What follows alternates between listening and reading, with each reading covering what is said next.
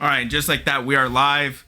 We're out here with my boy Simba. I'm fucking so glad that you could finally be on. Finally on. Dude, we've had talks back and forth about you being on, dude. It's a pleasure to have you on, dude. So what's up, bro? Like, how you feeling? God damn it. Shit, bro. I mean, happy to be alive, bro.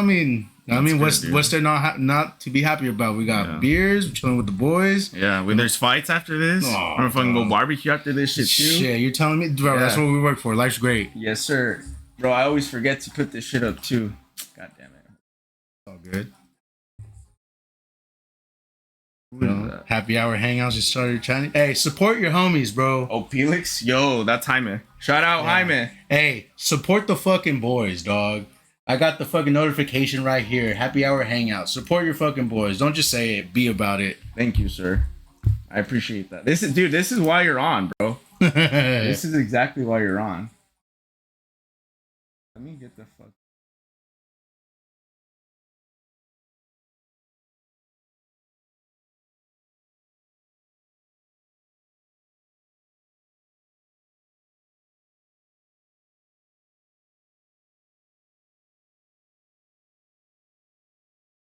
Bro, I always fucking.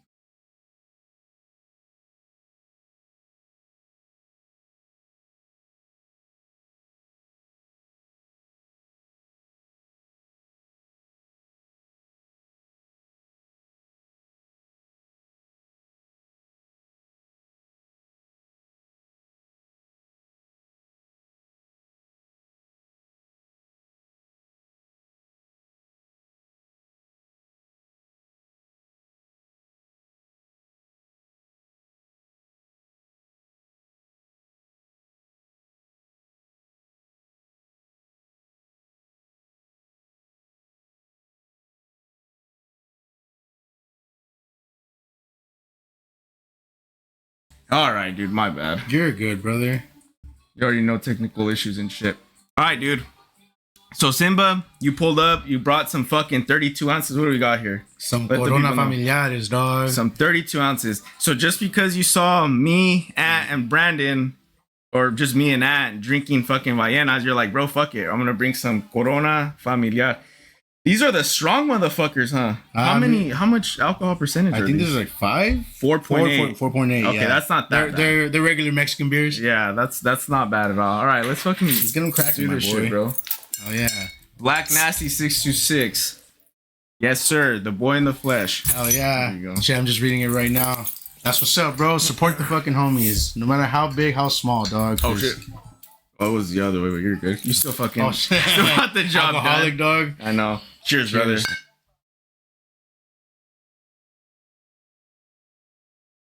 Ooh, fuck.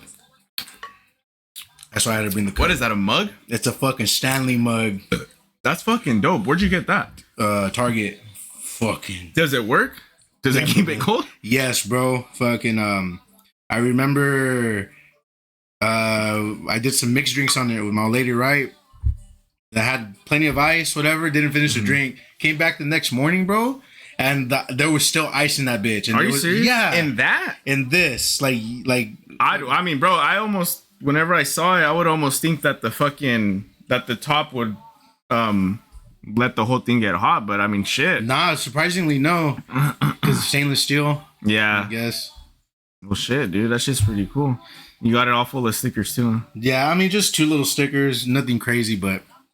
Whatever. What is that one? Oh, it's a Monterey Bay one. Because we went to Monterey Bay on the weekend with my parents, and then the next day we went to Pismo. But while we were in Monterey, we were like getting knickknacks and stuff. Little $3 sticker. Oh, and then you took the mug too, or no. I bought the mug afterwards. I had bought the sticker just for the memory, you know. And then I bought the mug. I was like, all right, let me still go bomb it. And then I got a fucking Turtle Beach because I'm a fucking nerd. Yeah, fuck yeah. Oh, Turtle Beach. I didn't even see that. Yeah. You game too, no? Because well, right now, whenever we were talking offline, you were talking to me like if you know about all this OBS stuff and all this other shit. Yeah, bro. Well,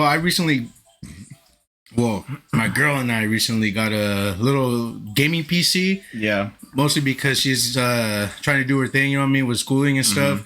And I was like, well, fuck it. If we're gonna walk out with the computer, it was like, let me help you so we can get something that I want. But I was like, we got the cheapest gaming PC, and I'm okay with the bro. Did you guys build it or was it? No, it was pre-built. You know what I mean? Because fuck, I mean, yeah, if you know what you're doing, they can be cheaper than most. But I don't know what the fuck I'm doing when it comes to that. You know? Do you know what processor and CPU and all that stuff you got? I know it's an AMD. It's a Radeon or whatever. The GPU. You don't know what type though? You're not like super.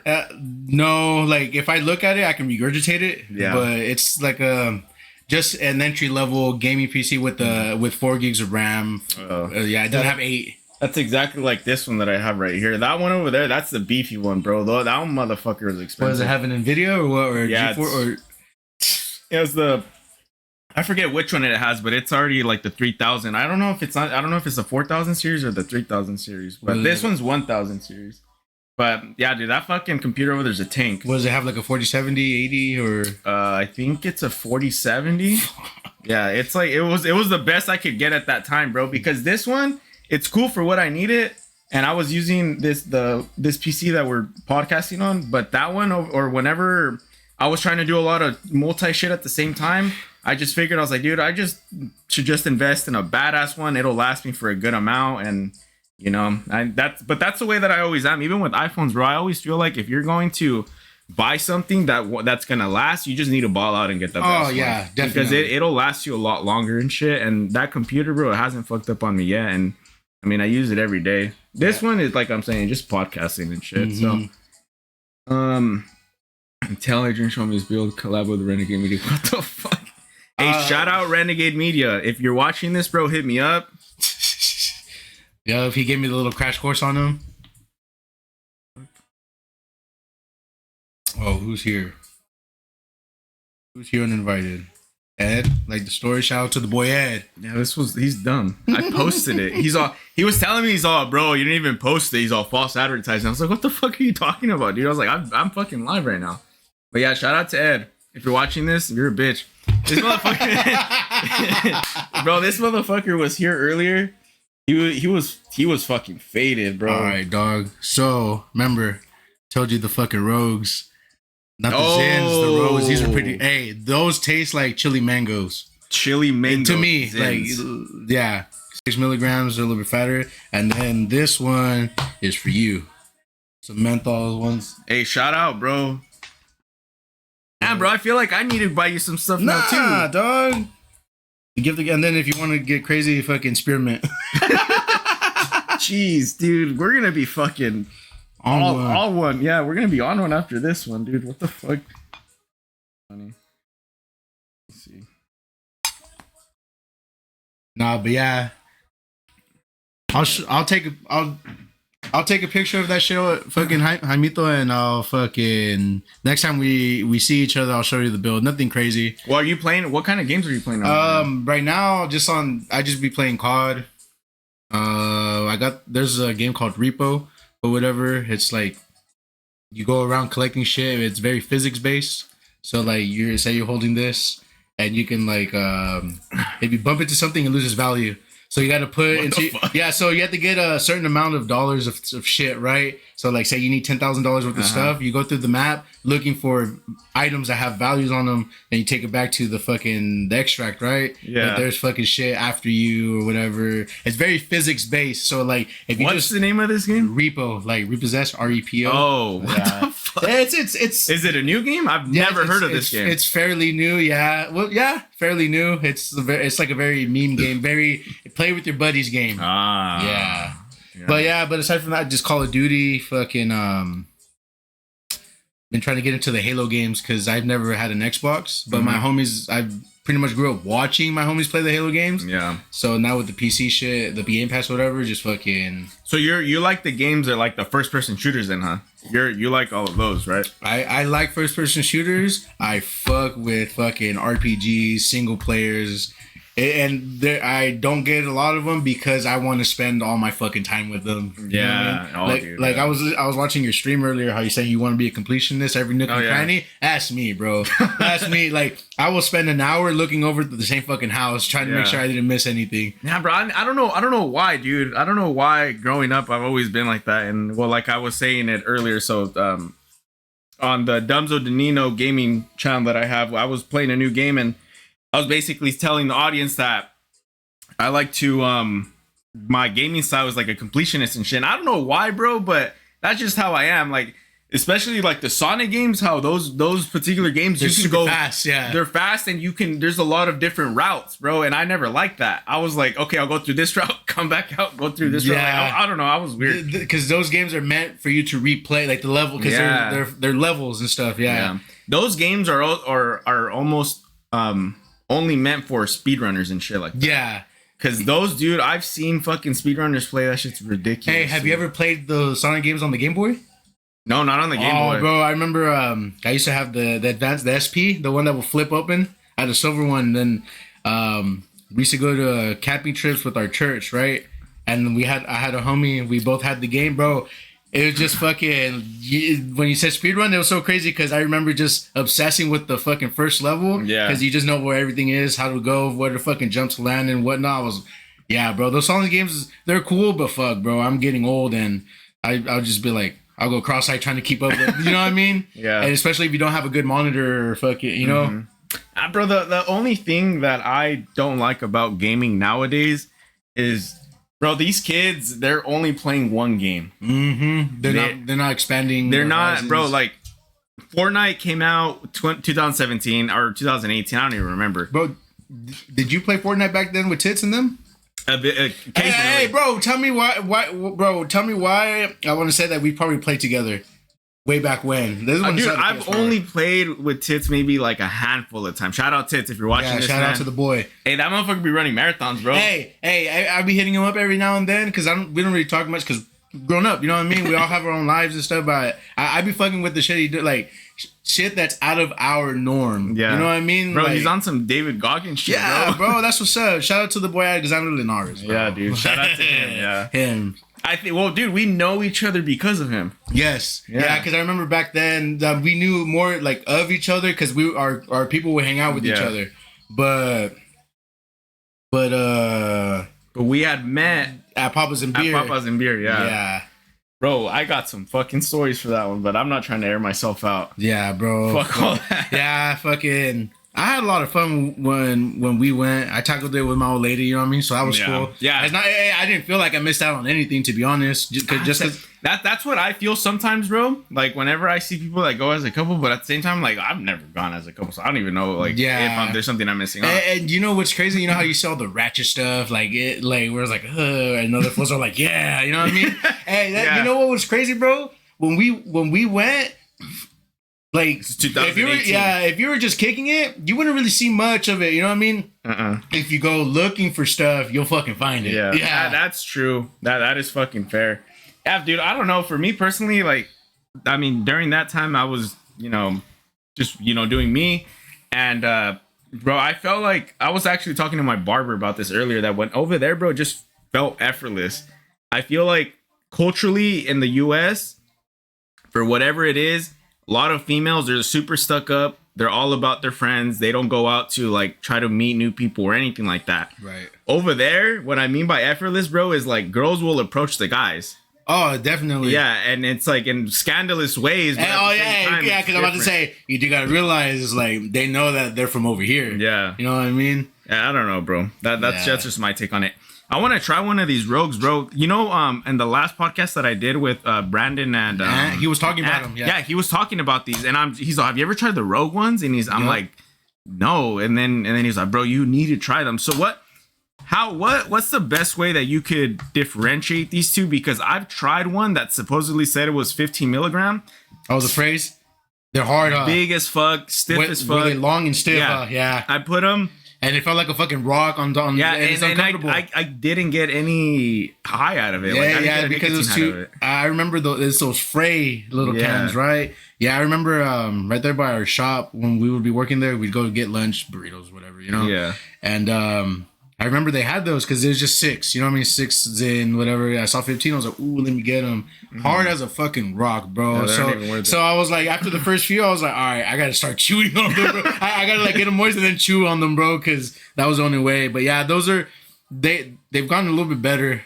That's probably just like the first whatever, you know, because I have. We're all the test subjects. Yeah. Fucking nicotine addict over here. I got one of those cans at the back. But whenever you tried those that were the 50 milligrams, did you actually? Yeah, bro. Those will make you like super relaxed. Like those are, if you're not used to nicotine or anything, or even if you are, you're gonna feel like. Bro, that's how I feel with the 6s. So I mean, I'll do a 6. I don't give a fuck. These are all 6 right here, bro. Yeah. But the thing though, I like to do a 3 milligram to warm up to it. Yeah, I get you. You know what I mean? Yeah, that's like, it's funny, that thing. I like to drink a strong beer or a big beer before I drink all the little beers. Yeah. You got to prime up the engine. Yeah. No. For real though. Yeah, right? It's Yeah. true. Nah, that's fucking facts right there. Because I feel like whenever I do a 3 milligram, like I get that head high. Yeah. And then if I continue to do 3s, I'm not gonna feel them. Now if I do a 3, and then 6, then you start feeling the body high a little bit. Yeah, then I do the 6, it doesn't hit me as hard because I've seen too many times. I mean, I don't do these regularly. Yeah. I do these on like Fridays and Saturdays, and Sundays is all my recovery shit. But if I were to do a 6 just like randomly, bro, I'd I'd want to throw up. I'd get in my fucking head and shit like that. And Ed was here earlier. Shout out Clutch Behavior. Hell yeah. He was here earlier today.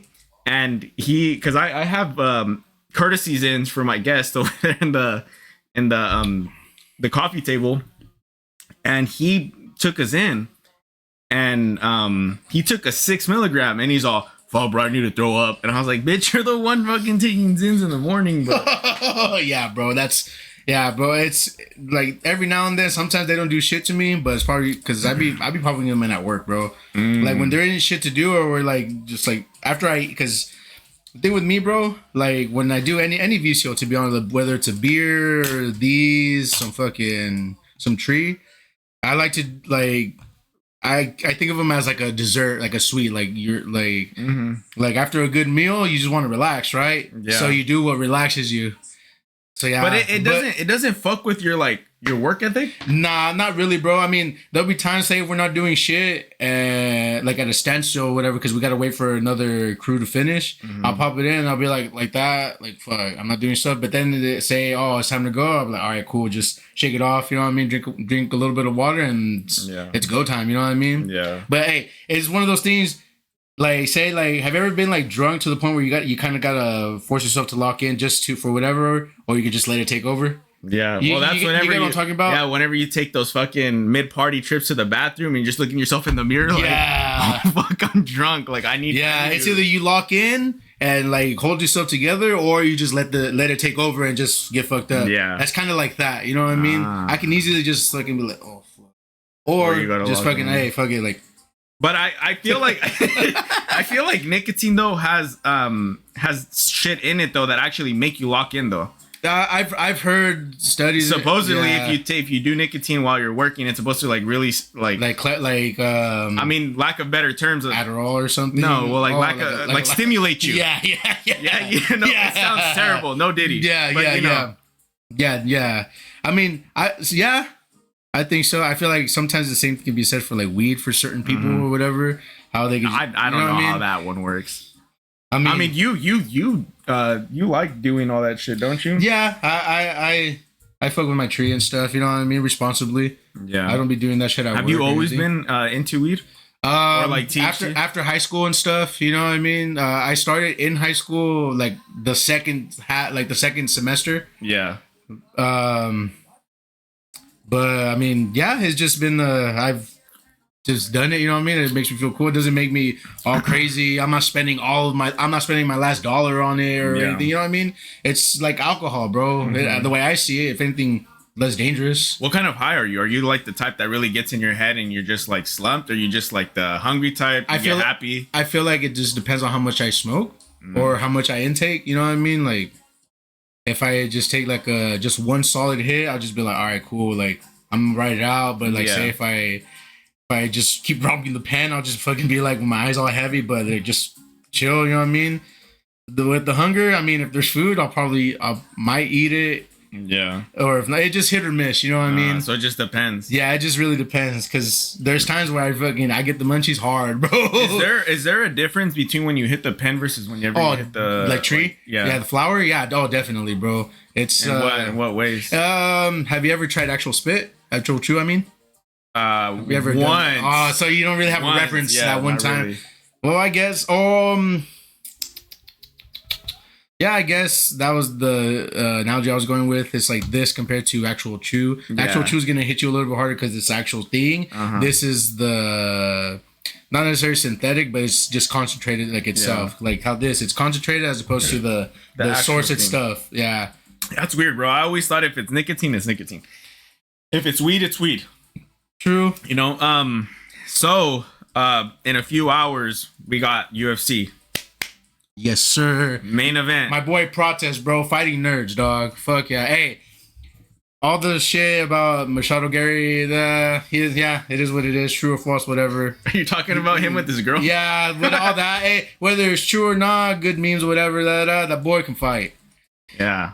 You know what I mean? He can fight. Yeah, he can fight. Because I was a big fan up until like all that controversy. But he started disrespecting Ariel Helwani or whatever. I don't remember something. I don't know. But it got a lot of people to turn on him. Yeah. Me included. I'm not gonna lie. But to say that fool can't fight, you're dumb. Yeah. You know what I mean? That's true. Yeah. I can agree to that. Yeah. It's like for me, bro. Me and shout out Ed again. It's my boy. He's the one that put me onto him. He's like, oh, bro, this guy's he's coming out of Ireland. I think he was fighting in Cage Warriors at the time. I don't remember, but he put me onto him, and like Ed was all over him, bro. Like he was like, this guy's the next big thing, this and that. And I was looking at him. I was like, yeah, bro, he's pretty good. I didn't have any problem with him at all.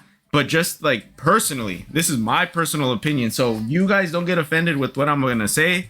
And if you guys have something to say, America, baby, freedom. I don't give a fuck. Exactly. Freedom of speech. Exactly what Simba said. So the way that he carries himself outside of the cage is what I kind of don't like. You know what I mean? Like he tries, in my opinion, he tries too hard to live up to Conor's name. Yeah. He's dropped a lot of promos that are similar to Conor. And it's like, bro, I get it. You're from Ireland. You know, we get it. But you can't just fucking try to live up to Conor's name. Yeah. Be yourself, bro. Like, what the fuck? And the thing, and then the other big thing that was with this fucking girl, I have a lot of opinions when it comes to that. I just feel like when it comes to relationships, personally, I feel like you just need to keep that to the side. Oh yeah. There's a lot of people, a lot of fighters like Dustin Poirier, and I mean, I'm sure there's other fighters too that actively involve their girls, but they do it in kind of like a healthy way. Yeah, definitely. Like they do it, I guess, for lack of better terms, the right way. You know what I mean? If there's a right way. If there's a right way, but it's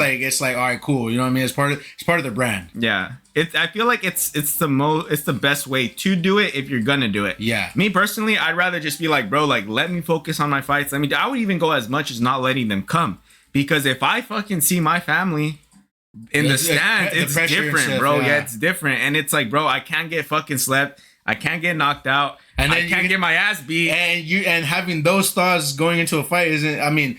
Look at me, bro. I'm not no fucking fighter. Well, yeah, but to couch coach, I guess that wouldn't be good for my fighter. You know what I mean? Yeah. He's already has the pressure of having to win this fight. Then you add the added pressure of like, you know, like exactly what you said, having your family there, and then be like, oh, I can't do this and then that. Then you fail to perform. Yeah. You know? Yeah.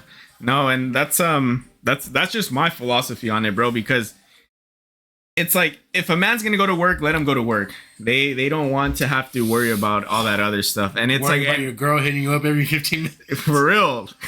Or that, dude. Oh my god. And there's a lot of people that are on that boat too. And I'm sure if Ian Gary's wife or girl or whatever she is to him, if she could text him or talk to him during the fight, She probably would. Yeah. Hey, on the I don't know. You know how they got more advanced with the cage on the from the top side. You can see. Oh yeah, the lettering. Hey, yeah. get Ian the. Yeah, they just put her live tweets on the side or something. Like, dude, I don't know, bro. That's just me personally, but I mean, everybody's entitled to their own opinion.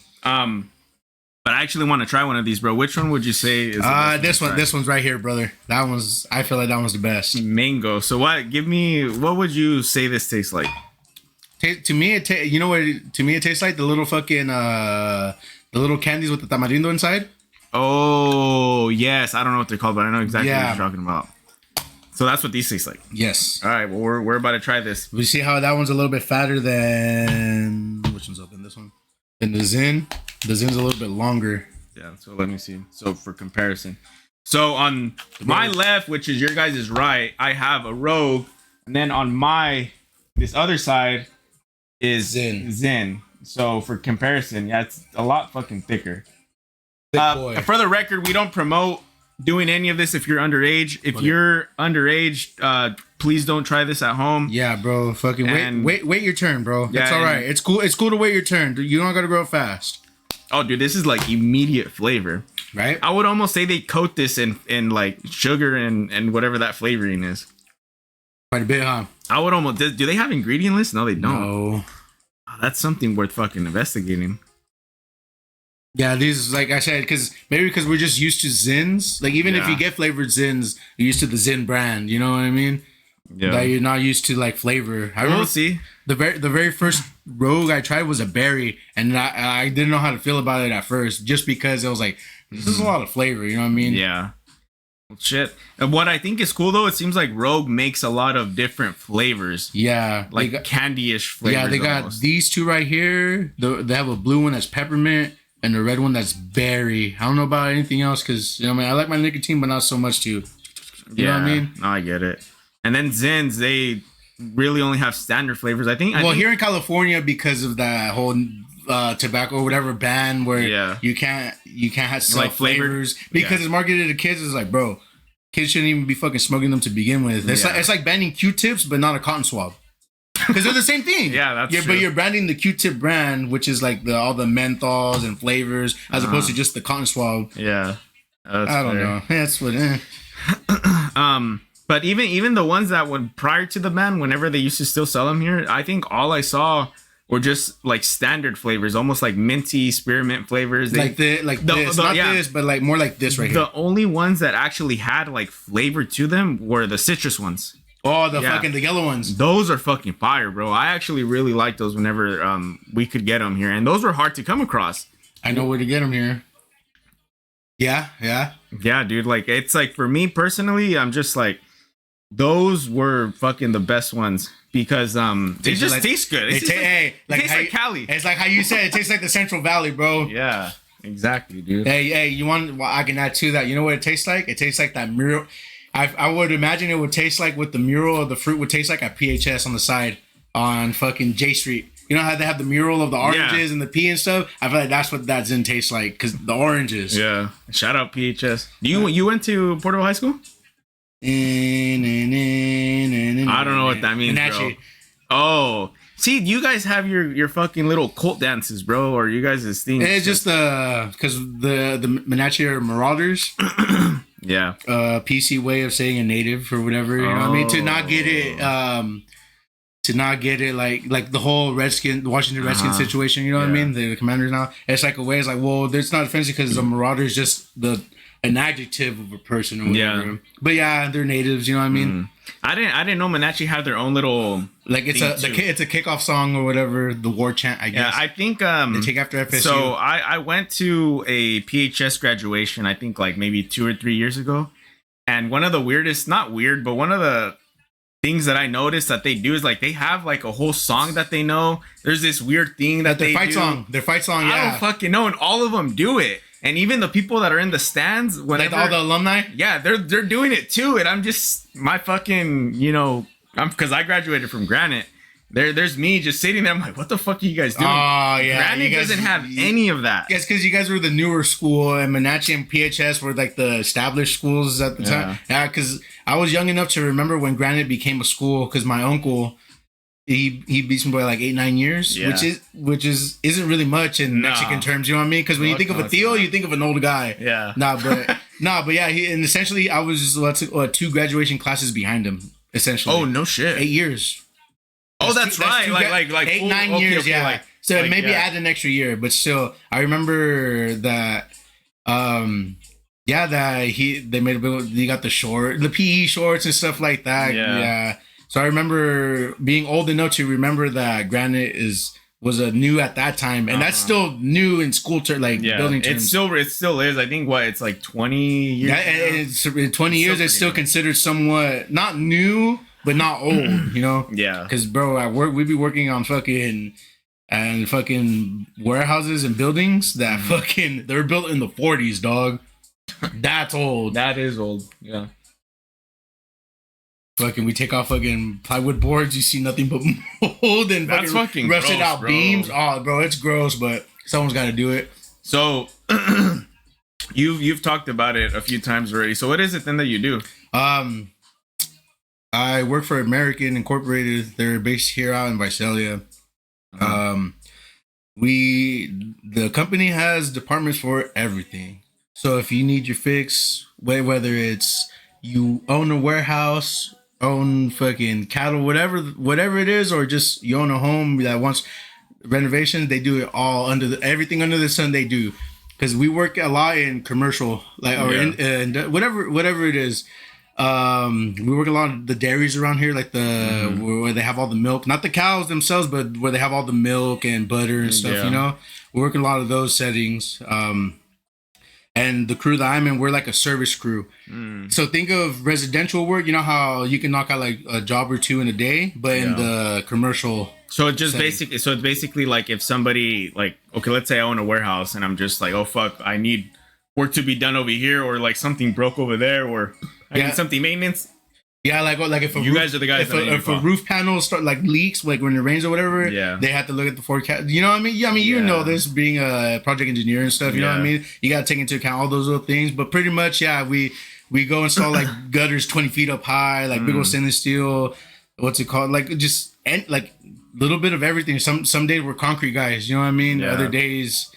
We have to frame up new room, like those lactation rooms and stuff, how they're now mandatory, like so that women can breast pump and stuff. Like that's just an example, because we do a lot of those. We literally take like what used to be a big ass conference room, take out a space. All right, we want this much, and then boom, frame it out, make it a whole ass room. Yeah, bro. So it's just like a little bit of everything. You know what I mean? Yeah. Shit. Yeah, bro. Sounds a little boring, but that's just fun, especially with my crew. Shout out to my boys, bro. They're cool. They're all, one of them's younger than me, and then the rest are just like older gentlemen. You know what I mean? Different walks of life. Fucking shout out to those guys, bro. We're I'm blessed to say that I work in the really in the fucking, not saying badass, we're the top line stuff, whatever. Nah, far from it. And what I do notice with like a lot of, or is where you work, are they a union? No. Fuck. So that's even the other thing too, because like I was gonna say, what I've noticed with the construction field, like the actual guys out in the field, is they're like all in a sense like united. You know what I mean? They all get along, and they all like they're able to shoot the shit with each other, you know, and whatnot. But that's what I've seen, dude. This I don't know if I feel it yet. I feel like I would have felt it by now. That's probably just the alcohol fighting the. Probably. Hey, you're probably just right there. Like, hey, Forrest Whitaker, you're like this. Fuck, for real. It's pretty good though. I actually like it, but I don't know if I'd go seeking these ones.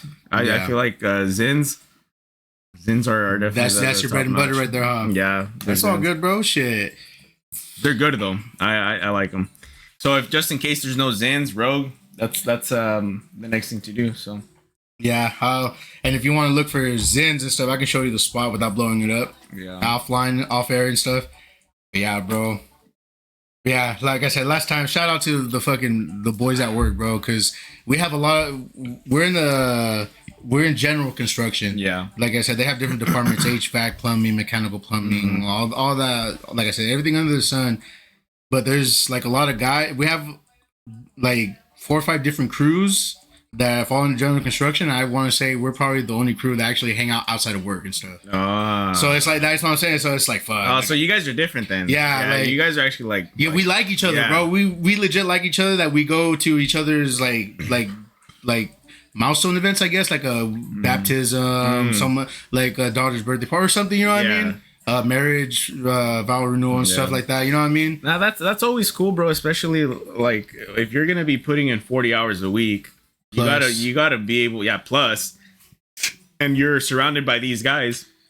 I was like, it's good. It's always a bonus to be able to connect with them in a certain way. Yeah, bro. Because you don't want to spend your entire fucking 40 kicking it with like weirdos or people that you don't like and shit like that. And that's literally like your entire life. Yeah. And then you can't wait to get out and like your weekends and all that shit like that. So yeah, bro. Yeah, it's cool. So you're wearing a 49ers hat, bro. Bang bang Niner gang. All right, bro.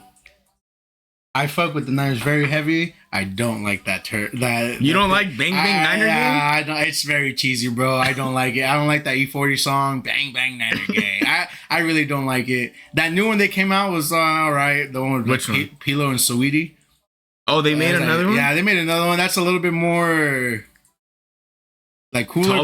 Tolerable. I fuck with it, but it's just like when people make songs about teams and stuff, most of the time it doesn't really come out right. Yeah. It's better when it's just a song and they get a shout out or whatever. That's true. You know what I mean? Like, in my opinion. Yeah, no, that's fuck. I'm actually surprised that you said that because it's true. It's fucking true. Like, you think about Bang Bang Niner Gang and then even that song Raiders. It's like, it's weird. Yeah, it's like it's weird, bro, and it's just like, who the fuck would go and play this? You know what I mean? But I mean, obviously, there's a market. There's a market, and it hits the people it needs to hit. You know what I mean? Yeah. But, hey, like I said, I'm a diehard Niner fan, bro. I've been here since fucking. Like once I started, how far? Since I started becoming lucid in football, meaning like when I really started paying attention, it was like in high school, my freshman year. I've always been a Niner fan since the jump. Yeah. But since I started playing football and stuff, never was great. You know what I mean? I only played it to my junior year. So did you choose the Niners or were you like kind of inherited? I grew up into it, but I like it was all right with me. You know what I mean? I was like, all right, cool. You know what I mean? We suck, but I don't care. Now that's always cool, bro. Like whenever I see like families and shit like that, and they all rep like a team, I think that's dope as fuck. You know what I mean? It gives another reason for the families or the friends to unite on a Sunday. You know what I mean? See, that is very true. But my take on it is like, say if you're in a relationship or even with your boys, you know what I mean? When there's other teams coming to watch a game or something, I find that very fun because it's like, we're not all here for the same thing and let the shit talk fly. Obviously, in the way whatever the line is for shit talk, you know what I mean? Everybody has a different line, but it's like, all right, cool, fuck the Raiders. You know what I mean? Yeah. Like, or fuck whoever, whatever. And if you say fuck the Niners, cool, you know what I mean? Like, you're not supposed, like, it's cool to not, like, everybody's not supposed to like what I like. Yeah, that's you know true. What I mean? Yeah. Now that's cool. I never thought about it that way too. I mean, it's just like a lot of fun banter. Well, it's the same shit. Whenever we watched the UFC fight the other day, there's people on one side, there's people on the other side. And it's like we all just get together, watch them play, and then whoever wins, wins, and then they have the bragging rights at the end of it. Yeah, exactly. You know what I mean? And bro, let me tell you, when the fucking Niners lost, I've seen those 3 fucking Super Bowl losses, bro. The last I can't say the same, bro. Yeah, whatever, blah, blah, blah, whatever. Cool. I can't say the same. The only thing I say, I'm glad it was an NFC West team, I guess. Yeah. Because at that point, I was like, fuck those guys, but they're our division, and what's up? You know what I mean? We're the best. Like, they came out of, like, the best came out of our division. So I guess silver lining, like, I had to teach myself how to like football more than I like the Niners, bro. And I feel like that's very tough. That's very tough, bro. Trust me, bro. Like, I feel like not a lot of people can do that, and especially in UFC. Well, even in like ball sports too, because if you get born or indoctrinated into this idea of like, oh, bro, you're a Niner fan. Oh, you're a Rams fan. That's your fucking team. You know what I mean? Oh, you're a Dodger fan. That's your team no matter what.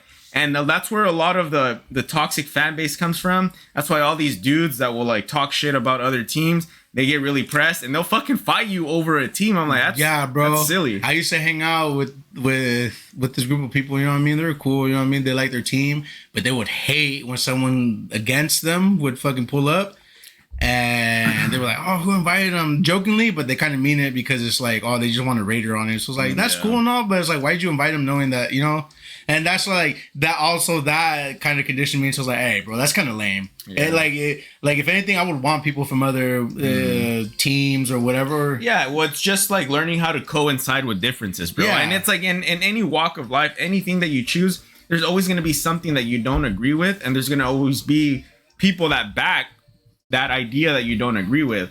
So if you're able just to accept it and just let them be, I think that's the best thing. You know what I mean? Like, obviously we're in the same fucking Rams, Niners, the Niners. Shout out Lionel, Seahawks. Like, boo, but shout out to the boy Lionel. Yeah, shout out Lionel. Yeah, we're on the same NFC West, and like, yeah, there is a rivalry there because we all play each other 2 times out of the year. But at the same time, like, Lionel will throw shit. You see what I mean?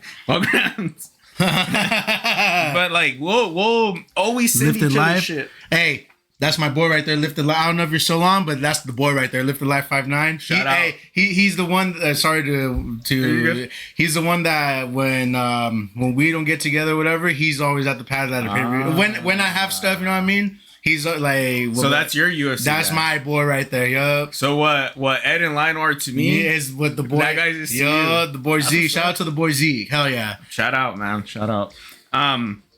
But yeah, dude, I just feel like in even especially with sports too, bro, because I feel like a lot of friendships can end over stupid shit. Yeah, like at the end of the day, bro, if your friendship ends over a fucking sports team, that's ridiculous. And I'm diehard. I love sports, bro. May not look like it, but I love sports, bro. Like, I feel like it gives a sense to somebody that it's bigger than you, bro. You know what I mean? It's I feel like that teaches discipline in whatever fucking sport you do. You know what I mean? Yeah. It teaches that yes, you do have to play your part. You got to be great, but it's not just about you. Unless it's like boxing, tennis, single person sports. You know what I mean? Yeah, that's. So it's like you enjoy the sports because you know what it takes for a team to come together and for a team to prevail, because it's not a one person thing.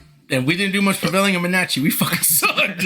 But it teaches you. Yeah, but going back to that point, if you lose a friendship over a fucking sports team, bro, then they were never really your friends. You were never really friends to begin with. That's true. You know? That's because, bro, I have 5 best friends that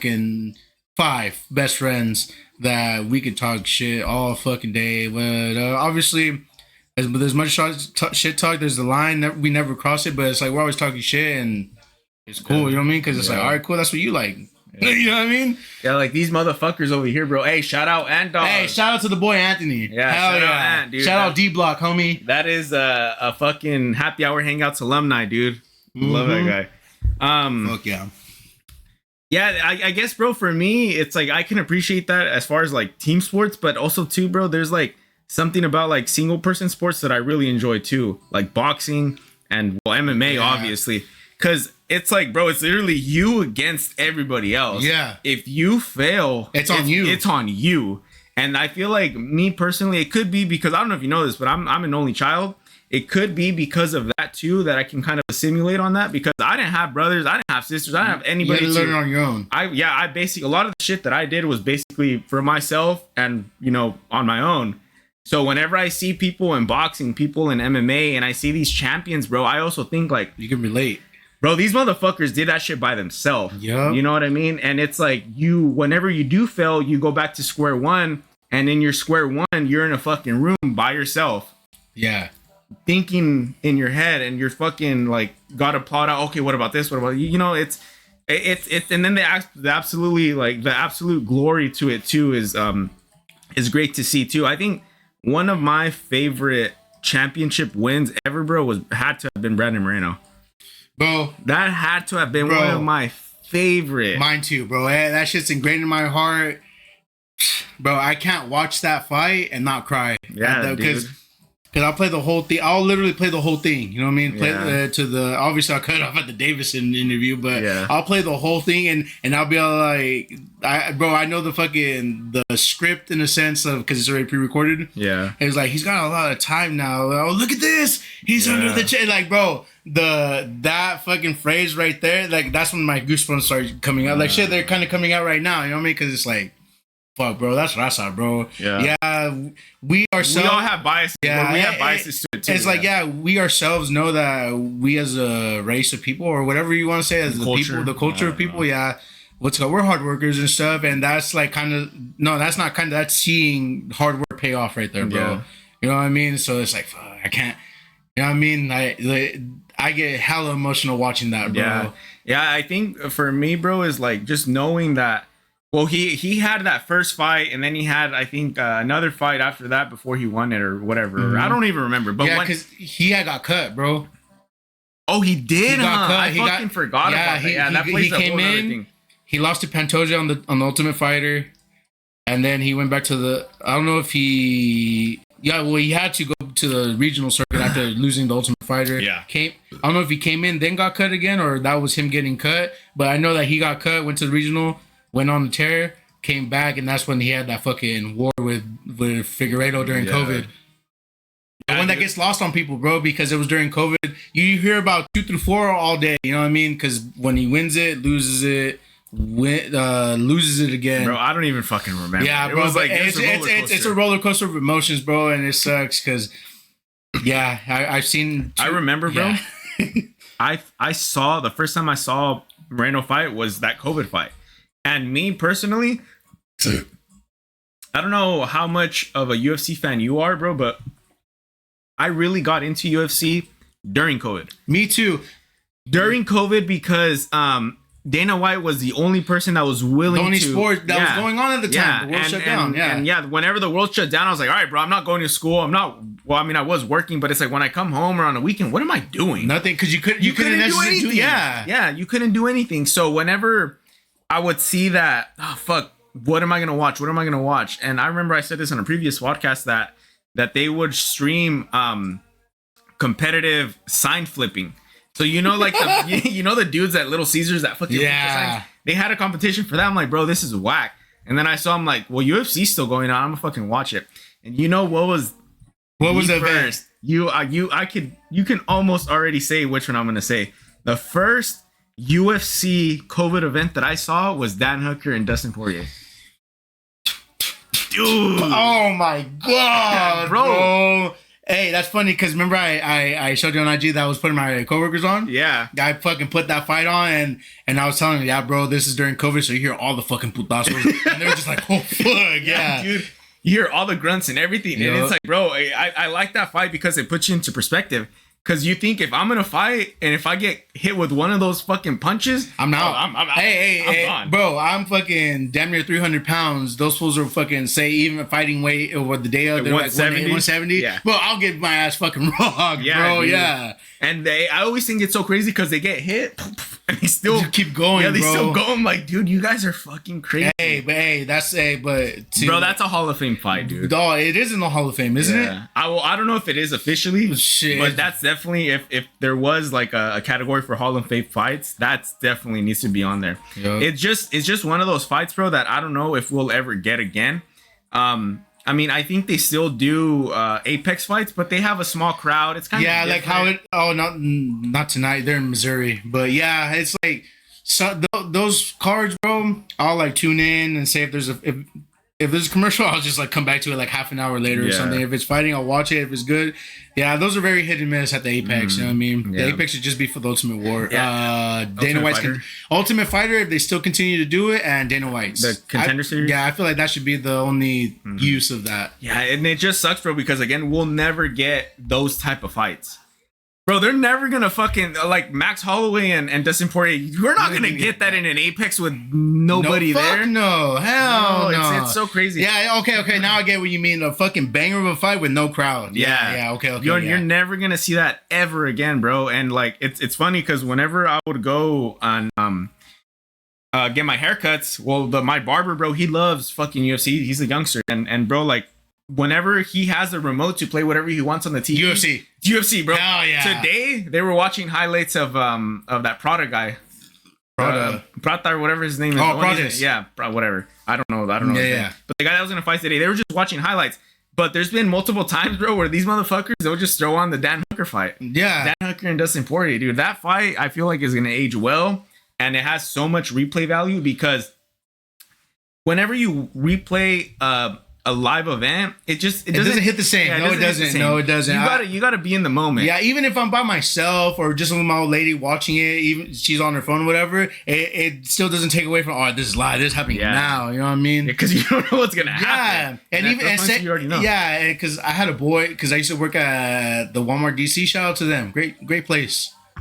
Great place to work. DC. Yeah, but I had a boy. He was very he does Muay Thai and stuff. You know what I mean? So he likes UFC. But he's very disciplined and stuff. So, because he was a reserve in the Marines, and they can't always have their phones. So this fool would literally not turn off all his social media or however the fuck he does it, and rewatches it like after he gets off the ship for the next day. It's like that's cool and all, but it's like that's not live, bro. It's like I can easily be like, this is kind of boring. Let me like this is kind of boring. Let me spoil it for myself. You know what I mean? Ed does that shit too. Ed, if he doesn't catch a live event, he'll want to watch it after. So Ed, shout out to Ed again. It's the third time I'm fucking talking. Hey, no, it's all good. Shout out to the boy. So he did a 559 events. The one right here at the convention center. Yeah, right? He did it at the Visalia Convention Center, and that was the day of Pereira's last fight versus Ankalaev. Yeah, and he came back here. To kick it, and then he wanted to rewatch that fight. Right. Oh, bro, you're done already? Oh, yeah. Oh, my God, dude. Oh, I've been done. Jesus, bro. I didn't want to be looking around. I was like, where's the cooler? Oh, hold up. I got. You're good today. We don't got to play catch up and stuff. That's where we all fuck up. You want one? Yeah, I'll take one. Yes, sir. Put it right here. Hey, bro, you know they're going to be good when the Rockies are blue. Yes, sir. The Rockies are fucking blue. Fuck yeah. Oh, and a little fun fact about this, they can hold 24 ounces. I know, I poured in a Tolly perfectly in here with the foam not even coming out. I know, bro, that should look fucking fire. But yeah, dude, getting back to like the whole COVID part is like that's whenever I started watching like UFC and I really started locking in. So I remember for that particular fight for the Brandon Moreno and Davison Figueiredo, I remember I was at home and I was watching the fight with some of my friends on Discord. So, okay, yeah, the watch party on Discord, nice. Yeah, so we were all watching it, and then like I was like, well, it's a fucking screen in front of my face. Yeah. So I'm like more zoned in and locked in, and I just hear my friends just talking shit, and I'm just ignoring them. And whenever we watched that fight, bro, I was like, holy shit! I was like, I never thought the 125 division was gonna be this exciting, but little did I know that that's what kind of kickstarted the 125ers. Yeah, bro, because I remember. Just put them right here. It's our resume right here. You know, the recollection I remember is damn it, I lost my train of thought. Lost my thought. But yeah, so going back to if you remember, just fucking cut me off. Okay. The recollection to me was that fucking Demetrius Johnson ruined it just because he was that fucking good. Oh. You know, like that when Mighty Mouse was they were gonna do away with the flyweights, and then I don't know, someone ended up winning or something. You know, my favorite Mighty Mouse highlight, Adriano, was when he fucking kneed that fool against the cage. No, because that was the flying armbar. Yeah, dude, bro, that was fucking crazy, dude. Like your athletic ability to fucking do that, like fucking suplex, and then in the mid suplex, get the fucking arm and land in the fucking armbar, and then it was done. Like he didn't land, he didn't fucking drop him, then got the armbar. This fool landed with the fucking armbar, and he's all threw him, grabbed his arm, just dude, that shit was fucking so good. And I feel like Mighty Mouse is one of the most underlooked people when it comes to greatest of all time. You want to know why I think that is? It was pre-COVID, which is the big start, like how you said, like starter for most MMA fans now. I mean, yeah, I knew about UFC and stuff back then. Yeah, I would go because to of Connor. Yeah, no, but even before then, but obviously there were big names like Ronda Rousey and stuff. You know what I mean? Yeah. So I would go watch him at my boy's pad because his parents like to watch the fights and stuff. So your boy in the no, one of my other boys. It's and dog knows him, the homie D. Fucking yeah, bro. Like we would be like, but at the time I was more fucking. That's when I was like kicking with the homies, smoking weed and stuff. Yeah. You know what I mean? Playing video games. And then like for the main fight, like the last 2 or 3, because usually the last 2 fights that are like the featured battle on the main card, and then the championship or whatever. Yeah. So we'd be out for those and stuff, and I'm like, oh, this is dope as fuck. But like I was younger, my mind wasn't thinking about like being a sports fan. I was just being a fucking piece of shit. Yeah. In the sense, not a piece of shit, but like you just didn't care just like I didn't care about. I wasn't thinking about my future or anything. So I was just being like, "Fuck, I'm just gonna go have fun." Yeah. Oh, so you just looked. And that's what my focus was. Yeah. You know what I mean? You didn't go to watch the fight. I didn't go to watch the fight. I went to go kick it with the homies and stuff. Yeah. Yeah. I mean, well, you came to one of my events, bro. Like, oh, bro. Whenever I host an event, that shit was so fun, bro. When I host an event, it's because we're going to watch this. I want to involve a group of people that are going to watch this. Yes. And I mean, you can kind of see it right here, but the whole my little UFC Hall of Fame, and that just like that's a creation based on me wanting more people to get more involved. Bro, that shit was so fun, bro. It just added. I mean, it was one thing to kick it with the boys, have a good time. It's another thing when you have like a little game going or something. Yeah. You know what I mean, bro? That shit was so cool. And that shit stapled, bro, forever. Oh yeah, hey, remember how fucking it was pretty much me and Lionel against everybody else that won? Bro, that shit was so fun. That shit, bro, it just adds more. It's like if I had money on it. Yeah. You know what I mean? Hey, and I don't put money on MMA fights anymore through Price Picks or whatever, just because it's so volatile, bro. Oh yeah, dude, you can't. Like I'll spend $20 on the fucking nasty parlay with the Niners that probably won't hit. Yeah. But because I have more of an idea of what my Niners can do as a team, than opposed to any like the same football term, any given Sunday, any given Saturday. You know what I mean? Yeah. All it takes. That is true though, bro. Because like UFC and MMA in general, even like not boxing, very one sided. But with MMA, bro, it's like anything can really happen. And I'm sure you're gonna agree with me on this one, but my most favorite upset, or my most like oh my god upset, Leon Edwards and Usman. Bro, I was fucking loading boxes at the fucking DC in the trailer. Oh, bro. You didn't watch it? Oh, I was watching. Bro. Hell yeah, dog. Hell yeah. I don't work there no more.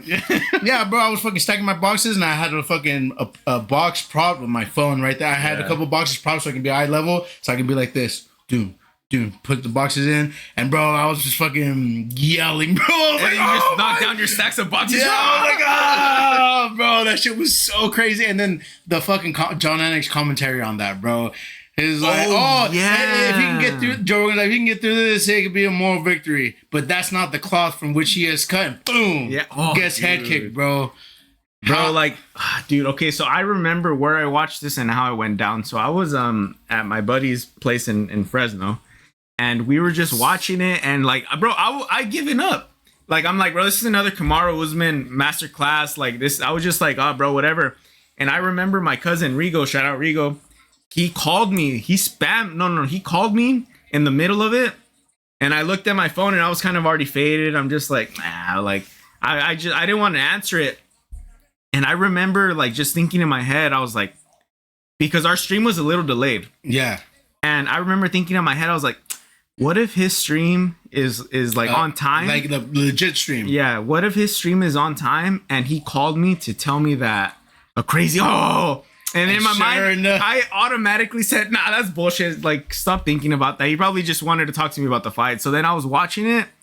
Then I seen the and then this one just fucking died. I was like, he fucking died, bro. And I watched that one with Ed, and me and Ed's reaction was so fucking crazy to it that people started recording us.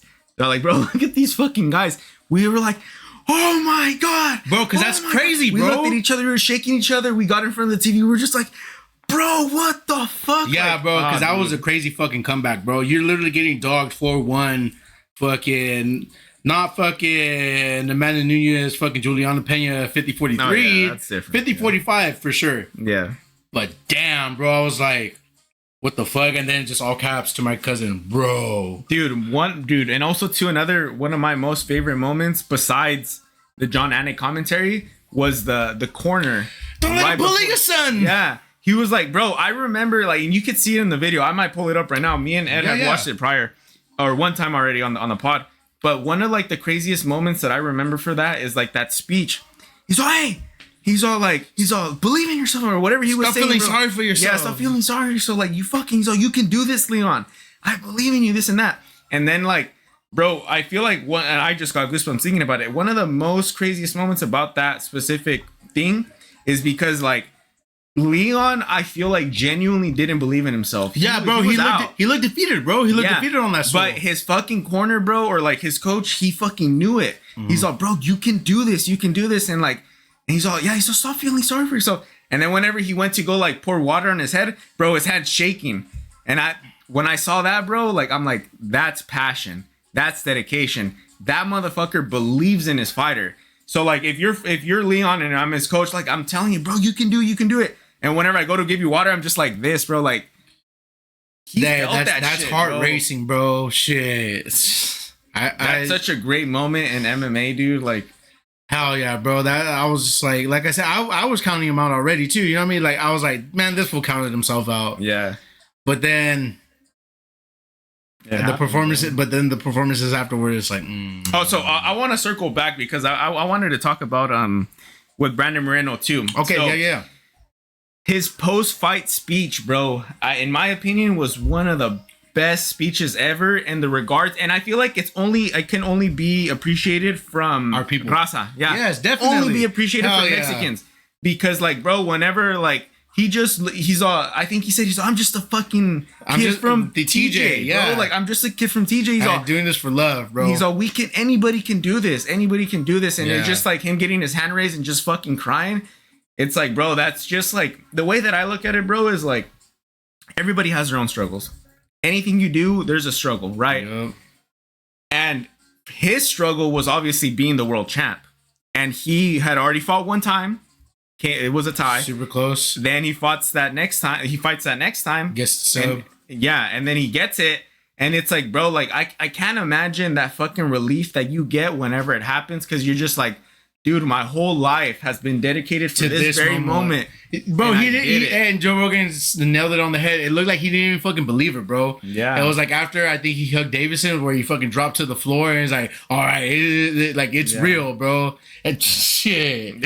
Yeah, bro, because it's like, I don't know, dude. I feel like not even in fighting terms, but just in life in general, bro. If you really if you could dumb down that moment just for general purposes, it's like, dude, I feel like it's like getting your dream job or something. Yeah, or getting your dream girl, getting fucking a house, something getting that you just worked so hard for. Graduating, bro. Like, it's just something that your whole life has been dedicated to, and once you finally achieve that and you're able to get that shit acknowledged, bro, it just has to be like the best moment ever. And not even that, acknowledged on the world stage, bro. Mm-hmm. Because, bro, the fucking Mexican market for MMA, it's there. Yeah. The Mexican market, and then Ilya with the fucking European, Spain, and Georgia market, bro. Oh, dude. So, okay. And, bro, yeah, there's a market there.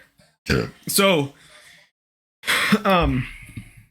me and Ed, we don't really do it anymore, but the Rear Naked Takes podcast that we would do. Yeah, back then. So, we, as of recently, we've just been Ed's been uploading just the fighter walkouts and shit like that.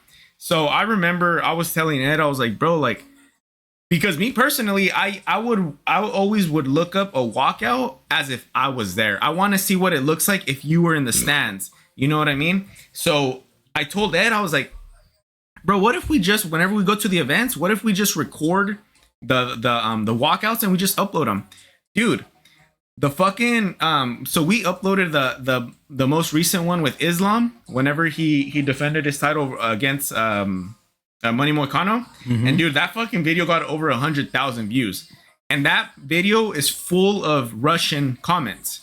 Yeah. So it's like, dude, like there's people around the world that look up to these other athletes, and they would love to go watch them. You know what I mean? And a lot of those people who commented are people who are genuine fans, but also people that would have loved to have seen there just, to watch just it. like how you said, like the view from a fan. Yeah. Oh, bro, fucking, I got Which one's this one too? When he fought at the Honda Center. Who's this? Brandon Moreno. We posted that one. You know what? I'm gonna show it for the one time. Yeah, that was at the Honda Center. Because all right, I've been to me and my old lady. Shout out to my old lady. I love you. Genuine. I love you. He loves you A lot. He's a good man. He's a good man, and I'm not just saying that because I'm on camera. I fucking love you, baby. But nah, what's it called?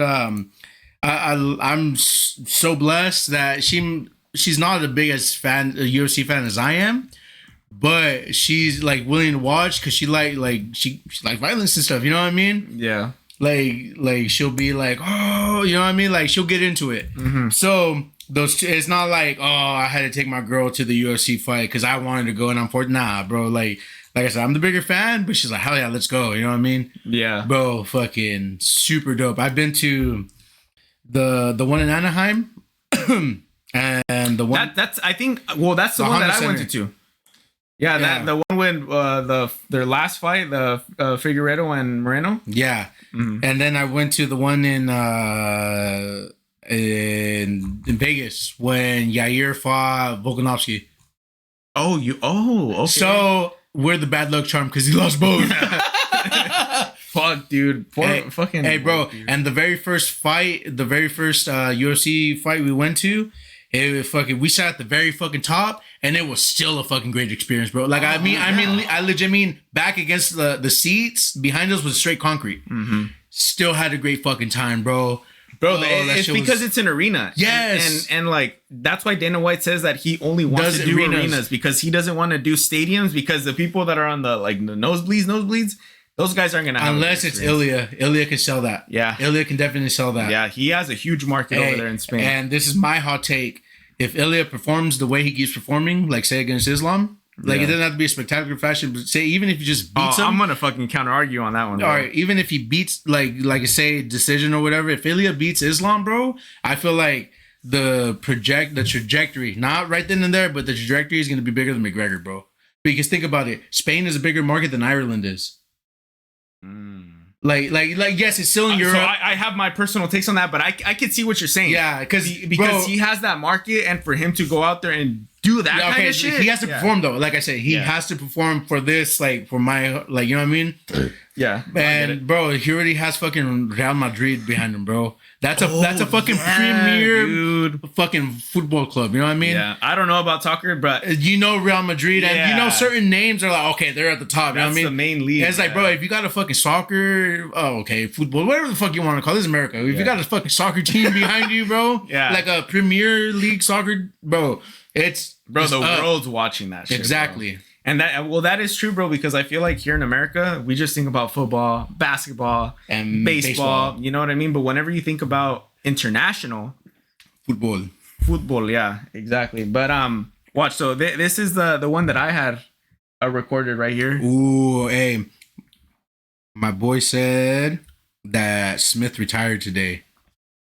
Oh, what the fuck? Hold up. Yeah, I'm about to ask him. Bro, I don't want to miss any fucking good fights. Hold up. Yeah, well, the fight card just started. The main card? Yeah, the main card just started. Okay, cool. We got time. All right, so check it out. This is so for everybody that's just tuning in or just watching right now. This is the walkout for Brandon Moreno at UFC 270 whenever he was champ. Yeah. Yeah. That's when Cyril Gane and fucking Ngannou were the main event. Yep. That was your guys's? Yeah, this is my recording. Oh, you got good fucking seats, bro. Yup. Yeah, see, in my video, you see the big old fucking Honda Center in the back.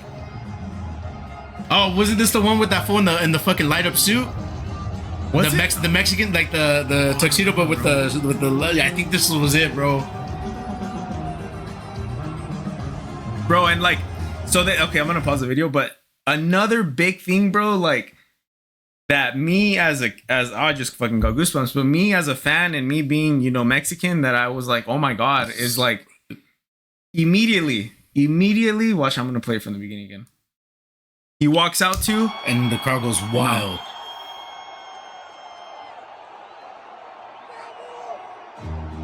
He walks out to fucking corridos. Oh, bro, that's his own corrido. Yeah, I know. Oh, I know. bro. But it's Okay. like, I guess what I'm trying to say is like, bro, I remember growing up and that's all I knew. Fucking corridos, my parents, this, whatever. And like, this is an international sport where people walk out to whatever they want. And to be in that moment with so many people. To your roots. And for this motherfucker to walk out to a corrido, I'm just like, holy shit, bro. Like, we made it. Bro. This is us. You know what's funny? When this walk, shit, I'm getting goosebumps thinking about it now. Cause all right, I remember where I was at. Everything. It was on my niece's birthday party because it was on June 12th. No, not June 12th. I'm thinking about when he won the title. When he won the title. Yeah. Wait, you were where? I was at my mom's house. I was still living at my mom's house, and we had my niece's birthday party that day because it was the day of. I was about to say, bro. I was like, I went to a 15 that same day. Oh no! It was a birthday party, but when he's talking about the corrido part, it was only 4 of us watching it. It was me, my old lady, and then my cuñada's brother and his old lady. Yeah. We're like, oh, what fucking song is that? That's because immediately corrido, immediately corrido. You know what I mean? And then before he even hit the cage, we found out what the song was. He immediately workout playlist. You know what I mean? Even though I don't work out, I still got the workout playlist. You know what I mean? Gotta get myself through work at least. You know what I mean? But it's not a workout, but it's for work. It's for you once upon a time, yeah. Nah, but yeah, bro. It's just like like how you said corridos, bro. It's like fuck yeah. And you know what's funny? When I was in high school and stuff, it wasn't cool to be bro. I'll feed into that topic in a bit too. Yes. Let's watch this shit, bro. Let's watch this shit.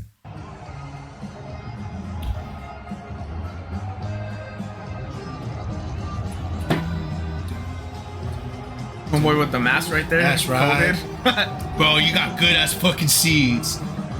How much did you drop on those? Quite a bit, huh? 4 or 5 each, I think so. So about a rack, almost a rack. That's, you know what's crazy? It cost us like about mid 8, low 9 to go to the last UFC one. And it was at the very top, but it was still in that top section. But we were just like down here. Hey, bro, but honestly, I got there as early as I could. Probably like the 3rd fight of the whole program itself. And then my dumbass is yelling Mexico, bro, trying to get that chant going. Fuck, bro, that's just one of the moments, bro, that you just had to have been there to really just acknowledge. Yes, bro. Hey, didn't you get down there somewhere for a little bit and then you had to go back, or? Oh yeah. I remember you telling me that. Yeah. There's a hack for that. I'll put you on. Yeah. And I bet it helps when your seats are where you're at. This wasn't too bad though. We were probably like the 100. Nah, bro, this is coming from a fucking camera, dog. Your camera's never. I don't care how good your fucking camera is. It's never gonna catch the in-person fucking picture. And that shit looks close as fuck, so I can imagine what it fucking looks like. But I'm telling you, from the fucking very top, I can still see everything. So, little fun fact about the fucking UFC. I went fucking shroomed out. You know what it fucking felt like, bro? Being up high, looking down, it felt like there was like a little miniature fucking octagon right here, and then fucking the fools are just fighting like if they're little minifigures. Are you serious? Yes, bro. Like it wasn't no crazy shit, wasn't jumping out at me or whatever. Oh, bro, you know what? I want to say, dude, that you told me about this. Yes, bro. You're like, bro, I was all shroomed out. I was like, bro. I was like, how does that work? I'm not here to encourage the use. That's just me personally. But yeah, bro, that shit was super fun, bro. Like it literally felt. It wasn't for that. Was it for that fight? No, it wasn't for that fight. That was a Vegas one. It was a Vegas one, bro. I just remember being fucking happy because like I'm here with my old lady. We're having a good time. Like it's the fucking UFC event. Yeah. So I went out to get some beers. And then when I got the beers just in time because the fight that was about to start was the Robbie Lawler fight, his retirement fight. Oh. Yeah, bro. So I was happy. I was like, oh, fuck, let me go. And then when I got to my seat, it's like, introducing first. You know what I mean? I was like, yes, I fucking made it, bro. Damn. Yeah, but yeah, it literally felt like this is the octagon and there's like little mini figurines fighting. That's what it felt like to me. Cause like it felt we were high up, but it felt like it was zoomed in. You know what I mean? Yeah. So I was like, "Fuck, bro, this is so bad." How the fuck were you able to function off of that? Yeah, I mean, it takes time, pa. Oh, okay. I was about to say, I was like, that wasn't your first rodeo. It's like, yeah, like doing shrooms. That wasn't my first rodeo. That's why I did it. You know what I mean? Yeah. You obviously, if you're gonna, if big You did it for if your you're gonna first do time, it, you gotta don't do do it. that. Yeah, don't go to a big ass event if it's gonna be your first time because you might trip out. Yeah. Gotta do it with your homies. But nah, bro, that shit was super fun, bro. Like, I was like, fuck. So I want to circle back, bro, because there's like a few conversations. Yeah. What the fuck? I still have drink in this one. And it might be cold. And that was It's alright. I fuck with that grape one. It's alright. Yeah, they're cool. My favorite's the watered down. They don't really. Fucking Coors Light has a specific can. They don't fit in my koozie. That's on a Frostbuddy. It is a Frostbuddy, actually. I think. Can't you take out the liner? Yeah, But does it fit without the liner? take out the liner? We're bonding over fucking Frostbuddies, bro. Nah, see, it goes in too deep. And the other one sticks out, huh? Like when you have the liner and it Yeah, sticks so out. I mean, well, you could still do this, but like you would really have to push it in, Yeah, and it's then not it even stretches it out. Well, fuck it. Just the way my ghetto has to do it, I'll just be like, hold it. hold it like My this, finger would be the top part. Oh, so you'd be like this, and you'd be like, fuck it, I'll just. Yup. Yeah, I get you. It's, yeah. Hey, but I'm an I'll do that. I'm an alcoholic though, bro. Yeah. So circling back to What you were mentioning earlier, you were like, bro, whenever I was in high school, it wasn't cool to listen to corridos. oh yeah, all right. So to go back Dude, on I that, have bro. stories on this shit too, bro. Yeah, bro. Like it was like we're all look at those fucking beaners, look at those paisas. Sorry, you know what I mean? But it's we can true, say it. though. But yeah, It's like that. true. That was the mentality back then. It was mostly just like hip hop, rap, rocker, if you were, you know what I mean. But I remember, shout out to the boy, you don't leave a beer unfinished. But You don't. But it's like it wasn't the cool thing to do. You know what I mean? Mm-hmm. With my family, like and like I'd be like, all right, cool. This is my family. Like you know what I mean? They're all paisas. You know what I mean? Came over here, better life, work hard. They bring the culture. Well, over they here. deserve it. Yeah, they deserve it. Yeah, they so deserve like to I fucking would do that enjoy shit. being with my family, not so much afterwards. It was until after high school, making my own money. I was like, all right, bro, Yeah. let me tap into my roots, because like you know what I mean, like yeah. Mm-hmm. But yeah, I remember there was a point in time in high school where that shit was not cool. Well, it was considered not cool. Yeah, so, and I can second this, bro, because so my era in high school was during the swag fag era. So, yes, bro. Whisk- Fucking yeah. bro. Or fucking like this. Yeah, this is the most common one right here with the backwards hat. Yeah. And it was definitely the whole the jerking, shuffling. Tis fucking here and few, like the if you had bread, supreme, very few, Oh, yeah. very few. That was if you had bread though. Yeah. But yeah, fucking Cargo shorts with chucks, snapbacks. long black socks, bands. You see You're the bands wearing with chucks? diamonds, Yup. diamond supply. Hey, yeah. hey, shout out to that. Hey, they make clean ass shirts, bro. Yeah, dude, you know what's so crazy though is like literally yesterday they popped into my head and I was like, what happened to that company? I looked them up and they still have a social media page, but they don't have anything on it. That fucking company flopped. Fell hard, I don't bro. know what happened to them, but dude, at one point, bro, like, well, Wiz Khalifa was wearing their shit on their music videos. Yeah. So like they were popping at one point.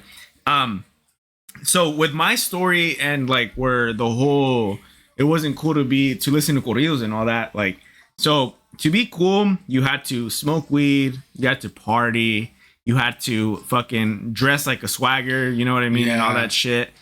And that was it, you know what I mean? And occasionally there was a specific block. I know in PHS they have one too where it's like, I don't know, they call it Little Mexico. I don't remember. Oh, I never like I didn't go to PHS, but I heard of Little Mexico. Yeah, so that's where all the paisas were, and over there at Granite, there was also a little spot where it was all like that. Yeah, we had the spot in Menachie too. Yeah, And like me, and I'm fucking guilty of it, bro. Like we would all like, I wouldn't say talk shit on him, but we would. you talk shit on them, bro. They would Let's ju- be we would real. just Let's- laugh at 'em. Yeah, You know yeah. what I mean? Hey, We look at just these like- fucking paisas. Look Yeah. at these fools. Yeah. And Guilty, bro. Yeah, Guilty. and they just weren't. They weren't like cool, but the cultural shift as of recently, as far as like. The Edgars and the Cuz. Yeah, dude, and then all of a sudden, all these fucking dudes are all into fucking corridos, and then I would almost say, bro, that Bad Bunny made the gateway for the Spanish music to become popular. So then, whenever Bad Bunny kind of like, all right, bro, I'm done, then that's where Peso Pluma came into it all, and then he blew up corridos, and then There's fucking JOP and Fuerza Regida. Well, okay. To that I say I think JOP or no, even before JOP it was Codiciado. I don't know if you know who they are. Well, before Codiciado there was Ariel Camacho. Okay, no. Okay, good. But no, okay, yeah, we're going way back. But what I'm saying is when like the street clothes and fucking being yourself. Because back then it used to be everyone in uniform, whatever. Fucking the shiny suit and then the fucking tejana or whatever. Yeah. So I have stories about all that shit too. Yeah, but I feel like Codiciado when fucking Legado Siete and all those fools were whatever. I feel like Smoke Me Out. Yeah, the Smoke Me Out tour and all that, which I've been to at the Pan Am. Shout out to the Pan Am. And shout out to Alex. I smoked a blunt with that fool while the fool was performing. Oh, no shit. Yeah. Shout out. Yeah, no, but I feel like that was more like when the shift really started. When it was before JOP was, before Fuerza Regida, that was what they are now. They were popping in between us, like in the sense, like the community, like the, if you know, you know. Yeah. But I feel like those fools are the people that really started the, all right, corrido, and then the subject matter and stuff, like trap corrido, like talking about drugs and alcohol, women and stuff, you know what I mean? Pretty much making corridos into what rap is. Yeah, dude. And I feel like in that era is what got these kids to fucking start tapping into the roots. And whether it's good or bad, you know, because we hear about Edgars and Cuz always doing stupid shit. So, like, I feel like, bro, for me, it's like, I was predominantly I spoke English, and I felt like growing up there wasn't really anybody that could simulate with, not even the rappers. Like, yeah, I listened to a lot of rap growing up, like Wiz Khalifa and all those guys, but they just didn't connect to me because it wasn't relatable. They didn't have the roots that I had. So then I was like, all right, bro, like here comes Fuerza Regida, Peso Pluma, and that the people that really blew it up though, you know. Them. And then I remember I went to Junior Oddchick concert, I believe.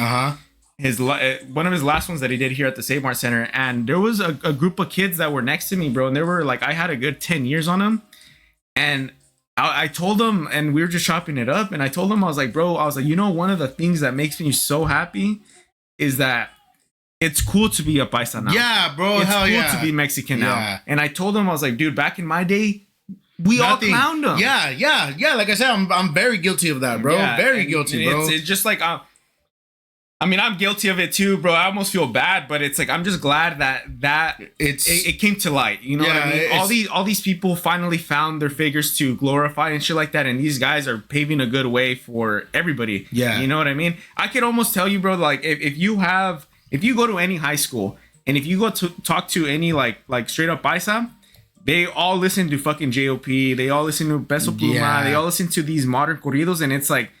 And then I look at these fucking dudes. I'm like, these are the cool kids on campus. Yeah, you know what I mean. Yeah, it's so crazy. It's crazy how it shifts. Like, what? How many years removed are you from high school? I'm over 30, over 10.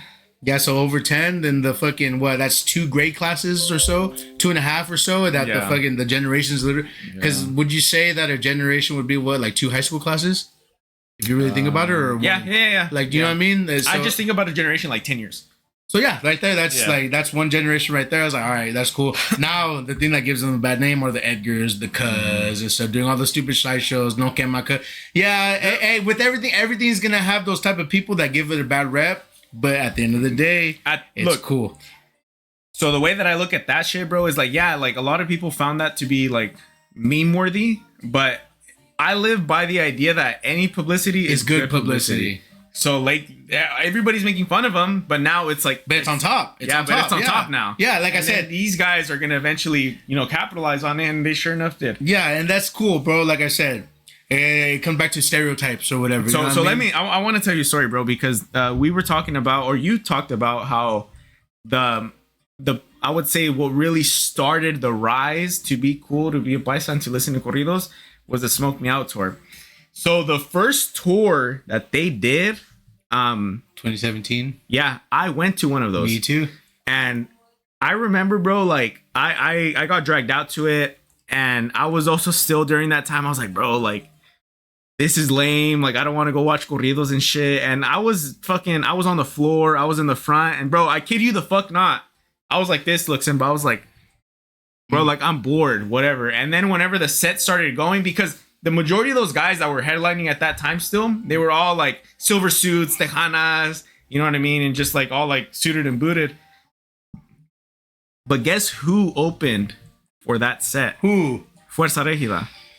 Oh, I want yes. Okay. All right, before we continue this, I gotta pee. Yeah. My bad. I got a fucking pissed out too. Hey, this is what happens when you sip with Gonzo, dude. This is what fucking happens. You won't catch me sleeping. But shout out to the chat, guys. If you guys are there, let us know. I know we haven't been super active with it, but just good combos, man. You don't wanna get distracted with the chat when you're talking about good shit. So, but yeah, motherfucker, Simba, he's a solid guy. I've known this guy for a minute already, so I only have good things to say about him. Glad he finally joined the pod. Glad he finally decided but he was the one that actually hit me up. Actually, he's the one that told me. He's all like, bro, I need to get onto that show. You know, put me on. I was like, dude, whenever you want. Well, I'll save a date for you and we'll do it. So.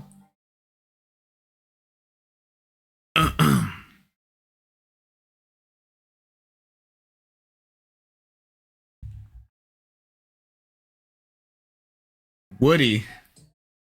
I see Opilic said Woody. That's another fucking top artist of mine too whenever I was younger. But that's a whole other conversation. I'll ask Simba about it, see what he thinks about it. I'm waiting for he wanted to sip with Gonzo snap. Yeah, I don't know if that's gonna happen. It feels a heavyweight. Fucking Opelix is all, bro. He wants to see wanted to sip with Gonzo snap. I was like, I don't know if I can do it with Simba. I was like, you're probably fucking. Yeah, bro. Heavyweight just walked in, bro.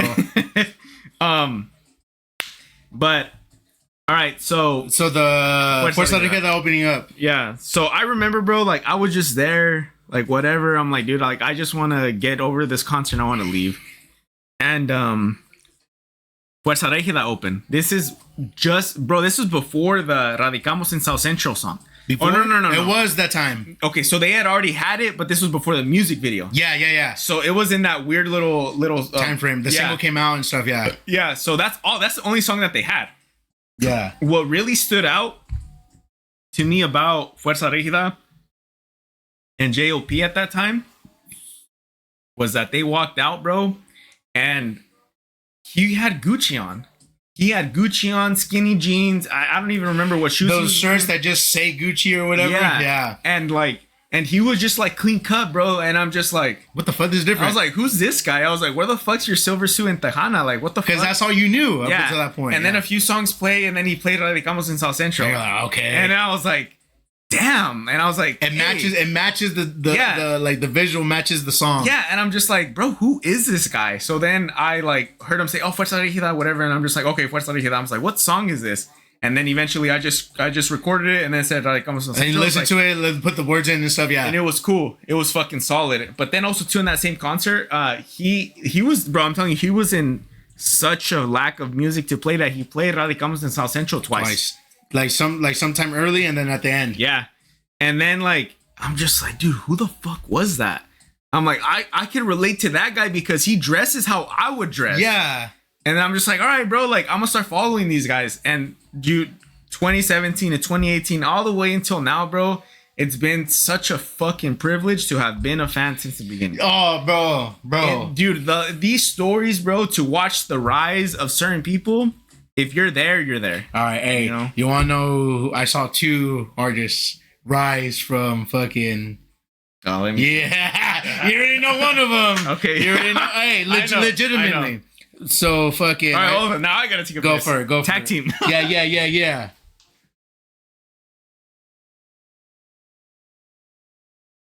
Shout out to the boy Gonzo, bro. Good fucking guy. And don't try to insert yourself into his life just because he has all this cool shit. That non-genuine shit.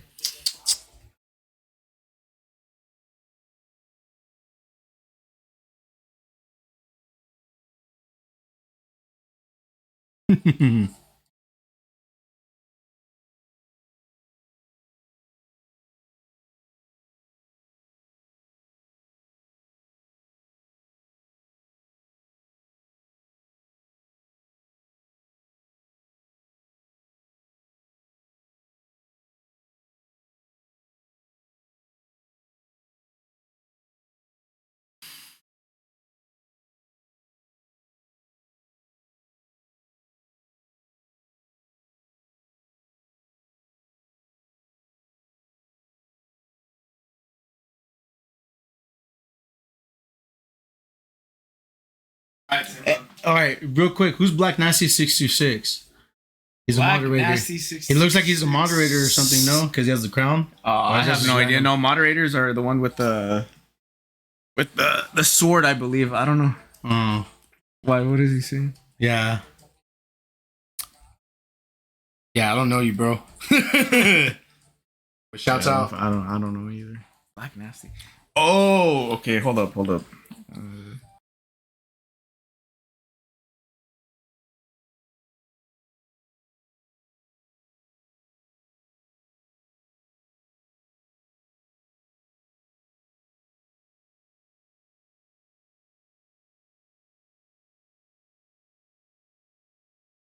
He's asking me what I do for work or whatever.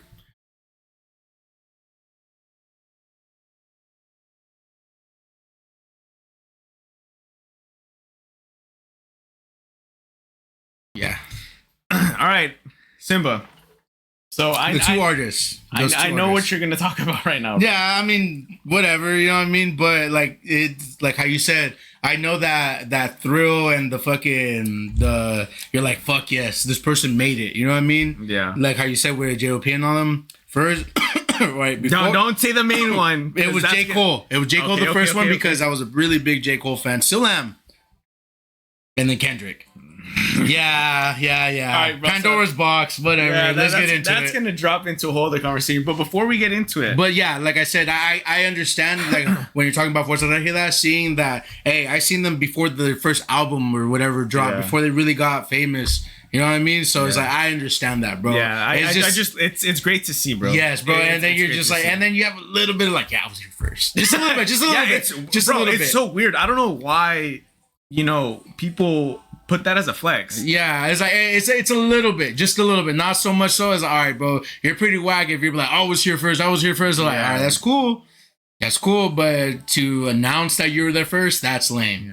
You know what I mean? Like it's cool being there. You know what I mean? Like seeing, like you're trying to take some of the credit for his fucking hard work. Yeah, it's like, bro, okay, we get it, bro. You're a big fan, but you're still whack.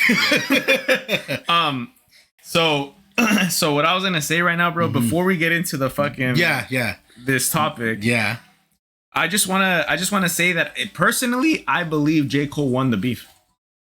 Yeah, he did the smart thing. He didn't fucking... No, I wouldn't even say the smart thing. So what's your take on like that? my whole philosophy, bro, is like what? All right, Simba. So whenever you think about life, we're all raised to be like compassionate. We're all raised to be like loving and humble. Most of us are, but yes. But I was in a household. even if like you haven't been from that background and you sit down with somebody that's from like that and you kind of spit game on them and tell them about it, they're gonna agree with it. Definitely, bro. yeah. Right. The cliche saying like, "Oh, world peace, whatever." Yes. Yeah. That'll only happen as much as we're willing to push it. Oh, definitely. And whenever like J. Cole, was name dropped by Kendrick, I completely understand where he came from because he's like, oh, bro, this is our opportunity. We can all make money. We can all fucking turn heads. We can all get our like a bump in our right. in music and our fame, this and that. And that's why I feel like J. Cole did his first diss, right? The 7-minute drill? Yeah. And then whenever he retracted, like almost days later, it's like, bro, I'm sorry, I don't mean it. And then he drops Port Antonio. It just full circles, bro, because dude, like, why? The Port Antonio was the reflection track, wasn't it? Yeah, and he didn't even drop that shit on major platforms. Yeah, he just threw it on YouTube. Yeah, YouTube, yeah. And like whenever I listen to that track, bro, I'm just like, bro, he's right, dude. He's all, you guys are over here fighting over what? He's all, we need to together unite, be together, and just like, why do we need this, bro? This is unnecessary beef.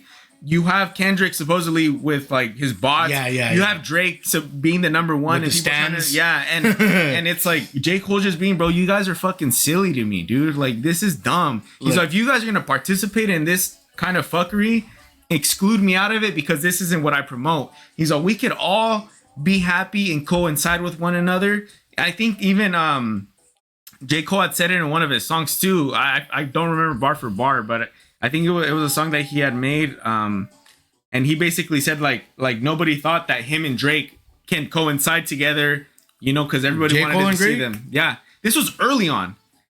No. There was a specific time in rap history where everybody wanted to see J. Cole and Drake go at it. But they never did. But you know what's crazy though? When it comes to that, I feel like the reason they didn't because they didn't step on each other's toes. Well, because they respected each other. They were friends. Yeah. And they're like, bro, why are we going to let the public and the industry try to dictate what we can do? You have your own ideas and I have my own. Like, think about it this way. Simba, right? I mean, we're nowhere on any crazy pedestal as them. No. But let's say that. But in your life, you're on a pedestal because you're important to somebody. You know what I mean? Same thing with you. And if people kind of assimilate to us in a respective manner, like let's say like hypothetically speaking with the podcast, oh, there's Simba, there's Gonzo, they're doing a podcast together. Where's this guy? Yeah, they're like fucking they're doing it. Let's fucking make them go at it. Let's see what we can get out of it. I can see that perception, but you know what? But it's different because it's rap. Yeah, because like, hey, surprisingly, I was a J. Cole fan before I was a Kendrick fan.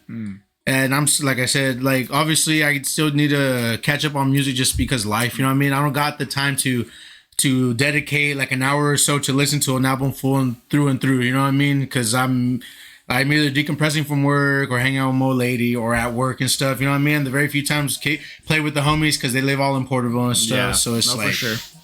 So it's just like, what I would see, honestly, they never really, the reason they didn't beef, I mean, yeah, that because they're homies, you know what I mean? Yeah. Just because I'm not a huge fan of Drake doesn't mean that, you know what I mean, he isn't great. Yeah. Like, to say that fool's not a hitmaker, you'd be dumb. Yeah. But going back to the J. Cole thing is just, the way that fool would move would obviously made me a fan apart from his raps. You know what I mean? Mm-hmm. So I was like, they just didn't fall into that, whatever. Now, Pandora's Box, the reason why I think Kendrick and Drake started beefing was because of that thing.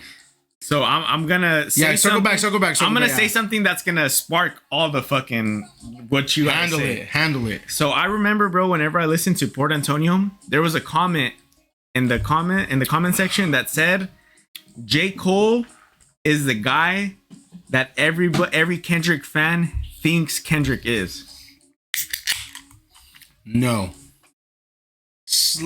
All right. In what sense? I didn't say that. No. Yeah. But in what sense? Okay, in the sense that Kendrick tries to promote himself as like a peace guy, as like, oh, I'm here for like fucking black rights. I'm an activist. I want to unite everybody. Yada yada yada. Okay. And it's like, yeah, bro, but you're over here starting beef. All right, so check this. Another black man. Right. You're absolutely right. But J. Cole's literally the guy that's been peace the whole time. That's doing that, and Kendrick isn't doing it because I don't know his agenda. Maybe he needs money. Maybe he needs a little bit more star fame, whatever it may be. Yeah. But that, again, going back to that comment. Yeah.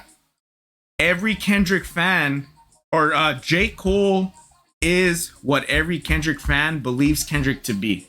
And what do you think that translates to?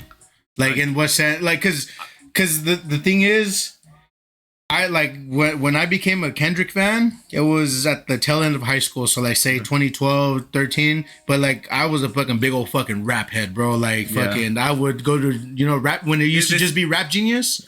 It has the lyrics and then you tap on them and it has the explanation. Oh, dude, that's fire! I love I was very heavy on that, bro. There was a website called DJBooth.net. Mm-hmm. That's where all the fucking exclusive would drop before, because iTunes was fucking $1. I didn't have a fucking debit card and stuff. That was still when they were trying to make people buy digital shit. It was digital before it really. Now everything's digital, But yeah, like I would be tapped in with rap, bro, and stuff. So I like bars. Yeah. And if it came with and because I used to be in band from 4th grade till my freshman year, I learned to appreciate music itself. Oh yeah. But bars over everything, then the catchy stuff secondary. Yeah. And fuck. Forgot where I was going with this, bro. Bro, it happens. Sipping with Gonzo. All right, I'll give him that moment. Sipping with Gonzo. Okay. But like I said, so I was a rap head. So once I became a Kendrick fan after like being a Cole fan, I did my homework. I went back to all this stuff, bro. Kendrick's he was a battle rapper, bro. He's a fucking like with the shits. There's a lot of not necessarily violence, but it's just like, hey, I'm coming at your throat, bro, because I'm the fucking best, bro. Because honestly, my personal opinion. Rapper, not artist, rapper. I think Kendrick's the best rapper Oh, it's MC. Rap MC. Yeah, okay, there we go. Let's go even further. MC. Yeah, yes. MC. Yes. MC. Yes. I'd even go farther and I'd call him poet. That's a modern day poet. A Pulitzer Prize, like that's modern day poet. Yeah, because that Pulitzer Prize, it goes to journalists. Yeah, strictly journalism, which ends up being their literature. All right, bro. I need one of these. Handle, bro. Fall off the rails on you. No, you're good, bro. I'm gonna end up on a wanted to sip with Simba snap. Nah. I was gonna tell you, bro. Like, you know, in high school, you want to know who I used to listen to religiously in high school? Who? And I have a lot of friends, my personal friends from high school. No. Who? Mortal Technique. Bro, Mortal Technique is my fucking dude, bro. Oh, Mortal Technique and Woody. Mob Living. No, yeah. But you know, those were my fucking guys, bro. Like the Mortal Technique really exposed me to the way of thinking, bars and stuff, or just general like life shit. It's like shit that's going on outside. Like it doesn't have to be America. Money, guns, cars, clothes, drugs. It's like this. Hey, this is a supposed day. Yeah, it's like he was just so fun, bro. He was just so raw and just him being an activist and trying to spread awareness of what's going on elsewhere besides the U.S. It really exposed me to like, holy shit, bro. Like, this guy's fucking saying shit. Yeah. And obviously, you know, the famous song Dance with the Devil. Dancing with the Devil, like that one, I'm just like, holy shit, bro. Like, it was just one of those songs where I was just like staring into space. Because you're just like, what the fuck just happened? Yeah. It's like watching like a fucking weird ass, like something like shit nowadays, like watching someone die on Instagram. You're just like, what the fuck? Yeah. Oh yeah. And then Woody on the other side is like, I appreciate Woody. I'm not a gangbanger. He was the one, and probably I think the only one to really do it. Yeah. Because like at the time, having your music on iTunes and say like you're a homie rapper, that's fucking big, bro. At the time. Yeah, and dude, to this day, I don't feel like there's anybody that's comparable to Woody. Because Woody, bro, he was about his shit. He was about his set. He loved his fucking gang like till the death. Did you hear about how supposedly he shot somebody at a 15? Oh well, yeah. I mean, see, and that's the other part, and it just all makes sense, right? The people who did that documentary, it all made sense. My friend showed it to me, and that's like, I mean, I'm not a fucking cop. I mean, I'm not a detective. I can't. But you put the pieces together in the raps. This was back then before people started realizing that raps can put you in jail. Yeah. Yeah, and I'm sure he wouldn't have done it now. Yeah, if he if he were still alive and stuff. But that's a whole different world, you know what I mean? When it comes to fucking gangbanging and stuff. Another thing, bro, like about Woody too, that I always appreciated of him is like he was just super authentic. He was authentic, himself, bro. And yeah, he was genuinely himself. Like he had deep sad songs and he had like gangbanging songs. You know what I mean? One of my favorite tracks from him, I don't know if you ever heard it, but it was Demons in My Sleep. Yup. Where it's literally him. A confessional type of, he was fighting himself, bro. And it's like a cool piece of that song was like in his chorus, you would hear him rapping and then it would kind of go into like a demon talking and then it would come back to him talking. Yeah, so it was like a back and forth. Yeah, so it was pretty cool, but like, yeah, dude, Woody to me, he was definitely a guy that caught my attention because I'm like, bro, this guy, like, he's fucking real. And then apart from that, where we grew up, it's all Norte affiliated. You know what I mean? Yeah. I mean, we're not no gangsters, but there was hardly any Sureños. Yeah. Well, and if there were, fucking, they'd be outnumbered to fucking like 20 to 1. You know what I mean? You know what's crazy, bro, is like a lot of people up north, like in the area, in the Bay Area, they give a lot of props and respect to the Sureño culture. No, to Porterville. Really? Yeah, they respect Porterville because that's one of the only cities that's only Northerners. It is. That sounds about right because when I was in high school, there was very few, and they didn't even live in Porterville. They lived at the camp. Yeah, they live at the camp where, exactly. Yeah, they were from the camp where they would even be as far as like Pixie and shit. Yeah. But yeah, like even growing up, bro, like a lot of people who were cool, they were all like wannabe gangsters. Yeah. And it's like.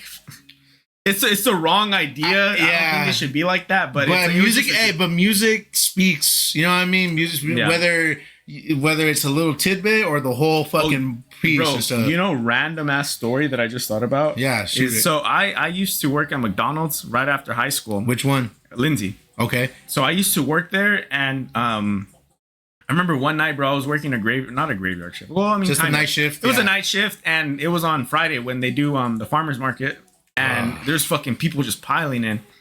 And I was like, dude, I was doing my order, and then we got this order, and then I went to the car to go like verify something. Bunch of homies or what? No, it was Big Tone. Shut up, Big have Tone, a picture, bro. That's right. And then like, because I grew up listening to Big Tone and Woody, I was like, what the fuck? You're like, I slapped myself, dude. Whenever I got back to the line, and I was just like, is that Big Tone? Up. I was like, bro, that's Big Tone. And then whenever I went to go give him his drinks, I was very blunt. I didn't have any time to like, because you had other shit going on. Yeah. I was very blunt, and then I told him, I was like, hey, are you Big Tone? And bro, like, his facial expression went from like being like super serious to like he's like, yeah. And his voice is yeah. Because they like when you look at a homie, which is, I mean, we know what the term homie is. Homie, it depends on how you're using it, but when you look at a homie, they're usually trying to look hard and this and that. But I can imagine that as like, oh yeah. He was so happy. Yeah, bro. he's like, he's oh shit. Oh yeah. I told him, I was like, bro, you Big Tone? He's all, yeah. And then I told him, I was like, hey, bro, can I get a fucking picture with you? And he started laughing. He said, yeah. And then like he even went to the back of his car and he pulled out a hat just for the picture. That's what's up. And this is when I think he had barely started dating that girl that he's with right now. Right. So you could see her in the background too. And it sucks, bro, because I didn't get a good selfie where you could see myself, but you can kind of get the corner of my face. It's all good, bro. You know what I mean? I took the picture and I'm just like, bro, this is so fucking crazy. Like, I can't believe I met somebody who I would someone you bump. Yeah, someone you bump in your headphones. And like, bro, it was so funny because he acknowledged it as like a fan. You know, he knew I was a fan. So he told me he's all, hey, bro, what are you doing later? And I'm like, oh, bro, I'm fucking here till like 10 o'clock. He's like, hey, bro, I'm gonna go perform at Club Acid. He's like, you can come pull up and you can kick it. Club Acid, bro. Shout out to Club Acid, dog. Shout out to my boy Jern, bro. Yeah, but Club Acid, yeah. He told me, he's like, bro, pull up and this and that. I was like, bro, I'm here till like so and so. He's like, bro, just pull up this and that. And in my mind, I was just like, I don't want to. I'm scared, bro. I don't want to go kick it because he's gonna be nothing but homies and stuff. I wasn't gonna go, but it's like, dude, that's just like one moment that I'm just like, holy shit, bro. Like, do you regret not going? 1000%, bro. To this day, I'm like, dude, if I could have gone, like that shit would have been like you probably would have like been like, all right, cool. Probably might not stay long because you know the crowd that he carries and stuff. But still, it's like, bro, to this day, like. Because he got a big break whenever he did the Adam 2022 the podcast. So since then his trajectory has kind of went up. And whenever I see like comments on those videos that are like shaming him, I reply to those comments, bro, because like I try to tell people like, dude, like this is one of the most humblest gangsters that you'll ever fucking meet in your life. But people think gangster, piece of shit. Hey, and obviously they have a good idea, like they say within reason, but they generalize everybody, and just not everybody's like that, bro. Yeah, it's just a stigma that obviously gangsters have. Like they have a bad rep for like and they do, but you know, they're like the OGs. Like how you said, Big Tone's just fucking humble. You know what I mean? So anytime, bro, like I see anybody like talking down on him, like I back him up, bro, because I've met him. Yeah, I'm like, bro, like he acknowledged me as a fan, he acknowledged me as a worker, and he was willing to give me a selfie and still go out of his way to tell him, hey, bro, pull up. Yeah, you know, I'm just like, what the fuck, like he didn't have to do that. He could have been like, oh yeah, no, I'm not taking no pictures. All right, I'm trying to get this and go, because usually. Fuck it, bro. Hey, that's on your phone. That you go. Look at the date. 2014, that's right. Hey, and that's the shit. You can't Google reverse image that, bro. Nope. Yeah, you that's like I said, like you wish you could have gotten your thing better, but fuck it, bro. You took that fucking picture. Yeah, and it was just dope, bro. That whole day, I was just like, dude, this guy's cool as fuck. Yeah. Shout out Big Tone, bro. Yeah. You know damn well I'm gonna make this into a clip, and if you see this, man, respects to you, man. Tag him if you have respects to you, and respects for that moment that I had, because you definitely showed me that you're. Put that gangbanging shit aside, and you're actually a real human at that time. My boy lifted. He did it for the Bay. He wasn't on there. He was just a rapper. Yeah. You know what? That's right. That my boy said that Woody. I think he's talking about Woody. Going back to him, he wasn't really a northern rapper. He just happened to be a norteño that knew how to rap. Yeah. Hey, you know what? Hey, that's true. Yeah, he does have his norte songs. You know what I mean? But and you know, bro, a lot of the times where I think about that shit is like, you think about Bloods, you think about Crips. How are they able to be separated, get so much stardom, able to squash the beef between YG and Nipsey, and now they can coincide? I feel like at a certain point, you have to be smart about it. Yeah. Because say, even if you're so tied to that life, all right, how's this going to benefit us? Well, that's what I think. And also, too, bro, like with the whole, like, Raza coming on top with the corridos, then you have people like OGZ and Peso that are really, like, putting that pedestal for Mexican rap. I mean, I'd almost even throw, like, Lefty Gunplay under there, too, because, like, he's a Southerner. Yeah. But if these guys were able to set their differences aside, I mean, they still beef. There's still beef with Northern and South.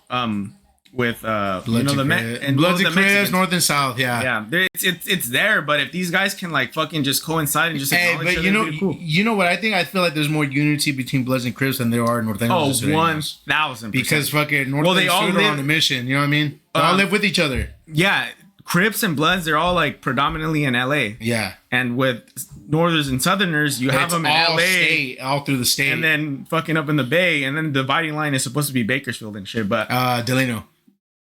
Oh yeah. Delano's the war zone or whatever, and then down south is just more Sudanos. There's and again, bro, like I'm not favorited to one side at all. Like, I listen to Lefty Gunplay. There's actually a dude, bro, out of Pixley. His name's Tommy Guns. That guy's fucking getting it right now, bro. He's okay. I would almost say that he's gonna be the next up to put on for. You say he's from Pixley, right? Yeah, bro. Tell me why I want to say that I saw a video of some op or whatever, like some fucking. Oh, that sounded pretty whack. but like some fool or whatever, fucking like. He said that he was I'm at Walmart in your hood. Fool was like, bro, Pixley doesn't have a fucking Walmart. But that fool, but he was responding to that fool. I was like. That's so crazy that you brought that up. Like, you know I don't want to like name drop or anything, but like it's like I understand it, but it's like, bro, we're kind of in an age where you just kind of like just squash it, man. It's not even worth it at this point. You know what are you guys promoting? You guys are promoting death amongst like Mexicans. Hey, and doing each other dirty, bro. Like, you know what I mean? Because bro, they do it to themselves within their own people. You know what I mean? It's like, all right, cool. If you do that, if you're a gangbanger, cool. Handle your shit. But just know the type of life you're in. You know what I mean? Yeah, I'm not here to fucking judge you or whatever because we have different paths of life. Like, I don't agree with it. But it's just not worth it, bro. It's at the end of the day, like, I have too much going on to throw my life away over a color and some fucking set of rules that I don't, you know what I mean? That don't even know nothing about until you go to jail and shit. Yeah. But yeah, a lot of the northern rappers as of right now, they don't identify themselves as a gang anymore. They identify themselves as an organization.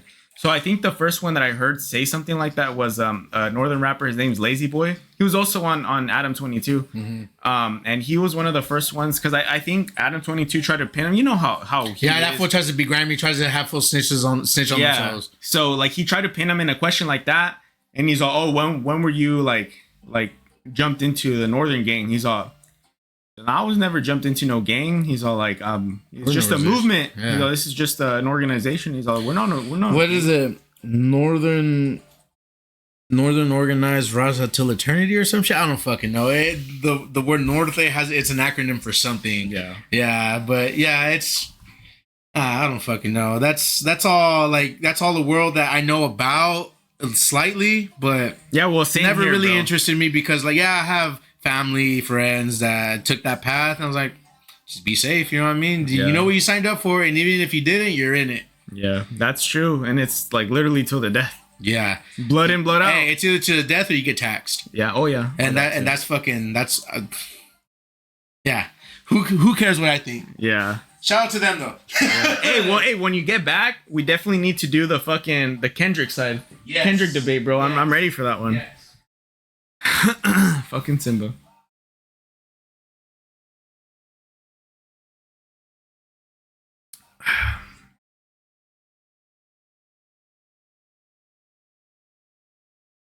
Not gonna lie, chat. These Zins right here, these menthols, these are fucking fire.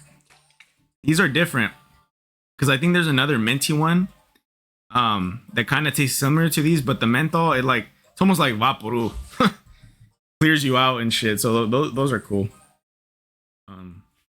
Rogue, though, on the other hand, I need to try more of these. I just don't know if they have the same effect as a Zen. Because whenever I popped that 6 milligram chat, I started feeling that shit instantly. Or the Zen ones. The Rogue ones, it took a minute. Yeah, hey, but before we get into that conversation, the boy, going back to how I said Woody wasn't a Northern rapper, but Mac Dre. We can't talk about Northern rap without talking about Mac Dre. Bro, Mac Dre was so tapped in with the Central Valley too, bro. There's videos where he was literally wearing a Fresno State fucking shirt. I'm like, bro, that motherfucker was tapped in, dude. Fuck yeah, bro. I fuck with Mac Dre heavy. Like, not enough to, like, all right, when I say heavy, it's like the Central Valley, like the California version of heavy, you know what I mean? Yeah. I know some deep cuts, you know what I mean? Shit that's not fucking Get Stupid or the Fizzle Dance, you know what I mean? I know fucking a good amount. Bro, what about Andre Nicotina? Go. Dude. Bro, he's a fucking, yeah. If you're from Cali, you know who Mac Dre is, you know who Andre Nicotina is, bro. Yeah. Fucking yeah. Mr. Killer Whale. Killer Whale, that's a fucking banger of a song, dude. I've always thought, dude, like, Andre Nicotina was like one of the best underground rappers, because he never got that fucking stardom. Yeah. You know? And he's passed, right? Andre Nick? Is he? I don't think so. No, he's still around? I don't think so. I don't think know. He's still around. All right, bro. All right, Pandora's Box. Finally. The whole Kendrick and Drake thing, whatever. Yeah. I have my stance, bro, and I'm just willing to give you my stance, and I'm also very open. Yeah, to interpretation, same bro. here, bro, because if we wouldn't really be having this conversation. So backstory, guys. I wouldn't say I'm like, oh my God, I'm a huge fan of Drake. But you're a big Drake fan. I like Drake. Okay, let's just throw it there. I like Drake. I feel like it's just, whenever you see greatness, you just got to acknowledge it. And I do acknowledge that. If you see a John Jones, if you see a Mighty Mouse, if you see people who have constantly just been on top of their game no matter what, you're going to get haters. And you're going to get people that are going to try to dethrone them. And, you know, Drake is currently in that spot. So, for the record, bar for bar, lyricism as an MC, Kendrick all day. All day, yeah. No debate. Yeah. No debate. Yeah. The way that he was able to tailor this whole beef into something greater than that, something to where he made it about the Super Bowl and shit like that, that's just levels ahead. But calculated. It's calculated, but let's think about what he's doing. Okay, so Kendrick is the type of guy, he's like Post and Ghost. Drops an album, he's Ghost. He'll have a tour, he's Ghost. Okay, cool, you know, you do you. His last album, Mr. Morale or whatever that one, The Big Stepper, that was very introspective. It's not one of my again. Okay, see, not my favorite. That brings it to light, right? It's a Pimp a Butterfly and the one after that or the one before that. Those two albums, yeah, those are fucking solidified bangers, back to back classics. Yes, classics, back to back. I can agree to that too. But for Kendrick to really revitalize his career, he had to do the beef. Drake didn't need that. Yeah, he didn't need it, but he saw the opportunity and he wanted to test himself, and he did it. But okay, so that's how you see it. But now it's to the point where it's like, bro, like I'm already over it. Right. Like, I understand you did what you did to, you know, throw your fucking career back up, and you dropped GNX, which I liked. I like that album. There's probably like only 3 songs that I like them, but I'll skip them. Out of the 12, I'm a West Coast guy. Yeah, me too. So those West Coast beats, bro, I'm on them all day. Yep. You know, so I could really appreciate him in those regards, and I'm just like, bro, like, I like this album for what it did for the West Coast. I'll bang that album, you know, on a fucking random day. Like, I don't care. Yeah. But the perspective of it, yeah, I heard you and I talk about it, saying like all like East Coast cats and say it's trash and stuff. But I mean, and it's like, for me, bro, it's like, yeah, you did this to revitalize your career. A lot of the public doesn't think that album's good. I thought it was good, but a lot of the public doesn't. Yeah. Numbers, I don't know how it did, but it's even still so much to the point that you revolved your own halftime show based on the diss. Bro, I was watching the halftime show not even thinking about, oh, is he gonna play Good Kid, Mad City? Is he gonna play? And I feel like To Pimp a Butterfly song cuts would have been good with that because Uncle Sam and all that was the theme of. He had a good opportunity to really showcase his career, which is what he should have done. But what did he do? He decided to make that instead of like, oh, what is he gonna play from his classics? To, oh, what is he gonna say about Drake? Literally, bro. That's understandable. Very understandable. And then like. Even now in his tour, I see these clips when it comes to his deposition and stuff. Yeah, and he's just like he's still on that fucking narrative, and it's just like but what about Drake when he was on the Meek Mill World Tour? Is that your girl tour? Is that a world tour? But that was a blimp though in history though. I think that was only one maybe spot. Bro, this is not a blimp. This is his whole personality right now. All right, see, and to that I'll say is like. Because all right, so during that time, my bad, bro. No, you're good. You're good. So during that time, that Drake made that diss towards Meek Mill and back to back, his whole personality wasn't based on that. It's like, yeah, he fucking did this, and now he's gonna go work on his next album, and boom, it was cool. But it's like with Kendrick, it's like fucking milking a cow, bro. He's trying to get every ounce. But you got to think about this, bro. This beef or whatever the fuck this is, it's been stemming since fucking Control, bro. Drake has literally went on fucking interviews talking, he's like, oh yeah, it's cool and all, but yeah, I don't think that, like, pretty much saying he was up in his feelings about it, saying, oh, like, no one knows how it starts, and I'm gonna be guilty. I don't know how it starts, but the fucking first fucking thing is, I don't sell crack, motherfucker. I don't smoke crack, motherfucker. I sell it. Yeah. Whatever. But it's like it all stems from being up in their feelings because Drake wasn't the only person he name dropped. Oh yeah, it was a plethora of people. A lot. So, and okay, but then doesn't that song contradict the idea of what Kendrick fans think that he promotes? Not if you listen to his like the whole thing. Yeah, if you're a new Kendrick fan, definitely I can see that, bro. But like I said, when I became a Kendrick fan, I dove deep because like I was a rap head. I went to the mixtapes, to the fucking Section 80 and stuff. Yeah, he promotes himself being like the good kid in the Mad City and stuff. But like I said, his earlier shit, his earlier rap stuff, it was very battle rap and very, hey, I'm with the shits. You know what I mean? Like, because he's yeah, like right now, the way I see it, because like I said, I've been a Kendrick fan or whatever, is like, yeah, good kid, Mad City, I promote fucking peace or whatever, but if you step on my fucking toes, start talking about my fucking family, go fuck yourself. Yeah. No, and that's the shit. You know what I mean? I feel like this beat, my bad, it's a little bit more, I wouldn't say Tupac and Biggie level. Oh no, not because someone fucking died. You know what I mean? Yeah, but that shit was. But different. when you're talking about rap beef, not street beef and stuff, it's up there just because these two fools are high profile. Like I said, the Tupac and Biggie beef is always gonna be the most number one beef in rap history and everything because people died. Yeah, you know what I mean? But I feel like this beef is a little bit just slightly different when it comes to like how you're saying like blips and stuff, like how Meek Mill, whatever, they were only beefing for like a little bit. This has been since way back when, since Control. And like I said, fucking Drake was up in his feelings about it. Yeah. They asked him about it.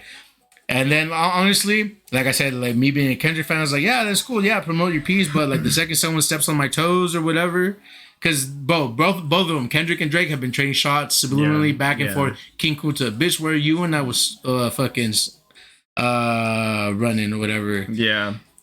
Fucking King Kuta. You know what I mean? And then fucking All the Stars with fucking SZA and stuff. That's a nice song, but it's a diss track and stuff. And then I didn't even know. Like all the, you know what song I'm talking about, right? Yeah. Like, motherfucker, I don't even like you. Just with that, people, he doesn't like Drake. You know what I mean? Yeah. But it's on both sides. They've been so this is another point that I want to make too. So let's say, okay, let's put this to perspective. Me and you, right? Simba, I invite you onto my pod. All right, okay. I see where I'm going. You see where I'm going, right? I invite you to my pod. Put me boys. On. I put you on, right? But put him on. It's not that, but yeah, you know, I have you on, bro. I give you like the trust, and then say if I had a pod, it started booming. Yeah, right? That's where you're going. And then you're like, oh, bro, fuck Gonzo, fuck Happy Hour Hangouts, not initially, but subliminally. Yeah. And I'm just like, what the fuck did I do? You know what I mean? And I feel like that's kind of where he's at. So I'm obviously gonna be like, okay, bro, you're an op now. I think that was on Underground Kings, where they both were like, Oh, bro, I'm getting at the fact that Drake took him on tour. yeah, no. Yeah. But what I'm saying is because I think that's the only song they have together, right? Underground Kings. Oh, they also did the one. I think Fucking Problems. Yeah. Yeah, but that's not their song. But this is Drake and like a Drake and Kendrick collab. I want to say that Kendrick was talking about Drake or whatever on that fucking song, and that's the thing. All right, cool. A lot of people say, yeah, you can argue the fact that Drake put him on or whatever, but it was, like I said, like, this is my fucking, in the sense, my boy when it comes to rap and stuff. You know what I mean? Like, I want to say that fucking Tech 9 put fucking Kendrick on. Tech 9? Tech 9, bro. This is like, I've seen an interview where Tech 9 was saying that. Yeah, this was before Drake, but then obviously, like, you'd be dumb to say that Kendrick didn't rise up because Drake put him on tour. Yeah, obviously, you know what I mean? But what's in between and stuff? Because I think when the whole beef was going on, Drake redid something about one of his interlude songs where it says interlude. Yeah. It was like he remade it talking about fucking the dinner or whatever they had when they first met each other. Yeah. And then that's when fucking Kendrick was all like, oh, you just want to be famous, bro. Like, yeah. You know what I mean? And then but to the point where he has to go all of this. So okay, so let's bring it back, right? So again, let's put this hypothetical situation where go on happy hour hangouts and then say Simba's rock, or and whatever. Then let's say like after this we go and we munch out, and then I tell you like, no, bro, like this is how the industry is. You got to be like this and that. I'm just trying to lace you up. Yeah, I'm trying to make you understand, and you're just like, bro, this is fucking weird. I don't want anything to do with it. Yeah, like and Kendrick did that. That's lame. Like, and this is where I don't know where Drake minds at. I don't know where Kendrick minds at. That's all behind. Yeah, speculation at this point. But then it gets to the point where you're off doing your own thing. Me and you throw fucking shots at each other like subliminally. For 10 years. And then you finally fuck happy hour hangouts, fuck Gonzo, this and that. And I'm just like, all right, bro, cool. Fuck you too. Yeah. You know what I mean? But then it still gets to the point where it's like, yeah, we had that little blip. But now you're just trying to defame me. You're fucking calling and he wasn't trying to, but you weren't trying to defame me saying that my kid isn't mine? What track did he say that? Oh, your kid might even day free. Okay. Yeah. So that's obviously and then saying that you try to hire a fucking whatever team to hide on the fact that you beat on your wife, which I fuck with that very last part of Family Matters. Yeah. That's like the drop. That's cool. The middle verse didn't really like, but that last one, I really like. And at that point, I could Drake fan. I'm on the Drake side, right? I could genuinely say like, yeah, bro, maybe you shouldn't have said that.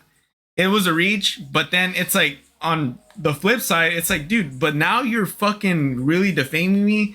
You're trying to call me a fucking pedophile. You have a whole fucking crowd of people yelling out like that fucking I'm a pedophile and shit like that. It's just like, bro, like, do better.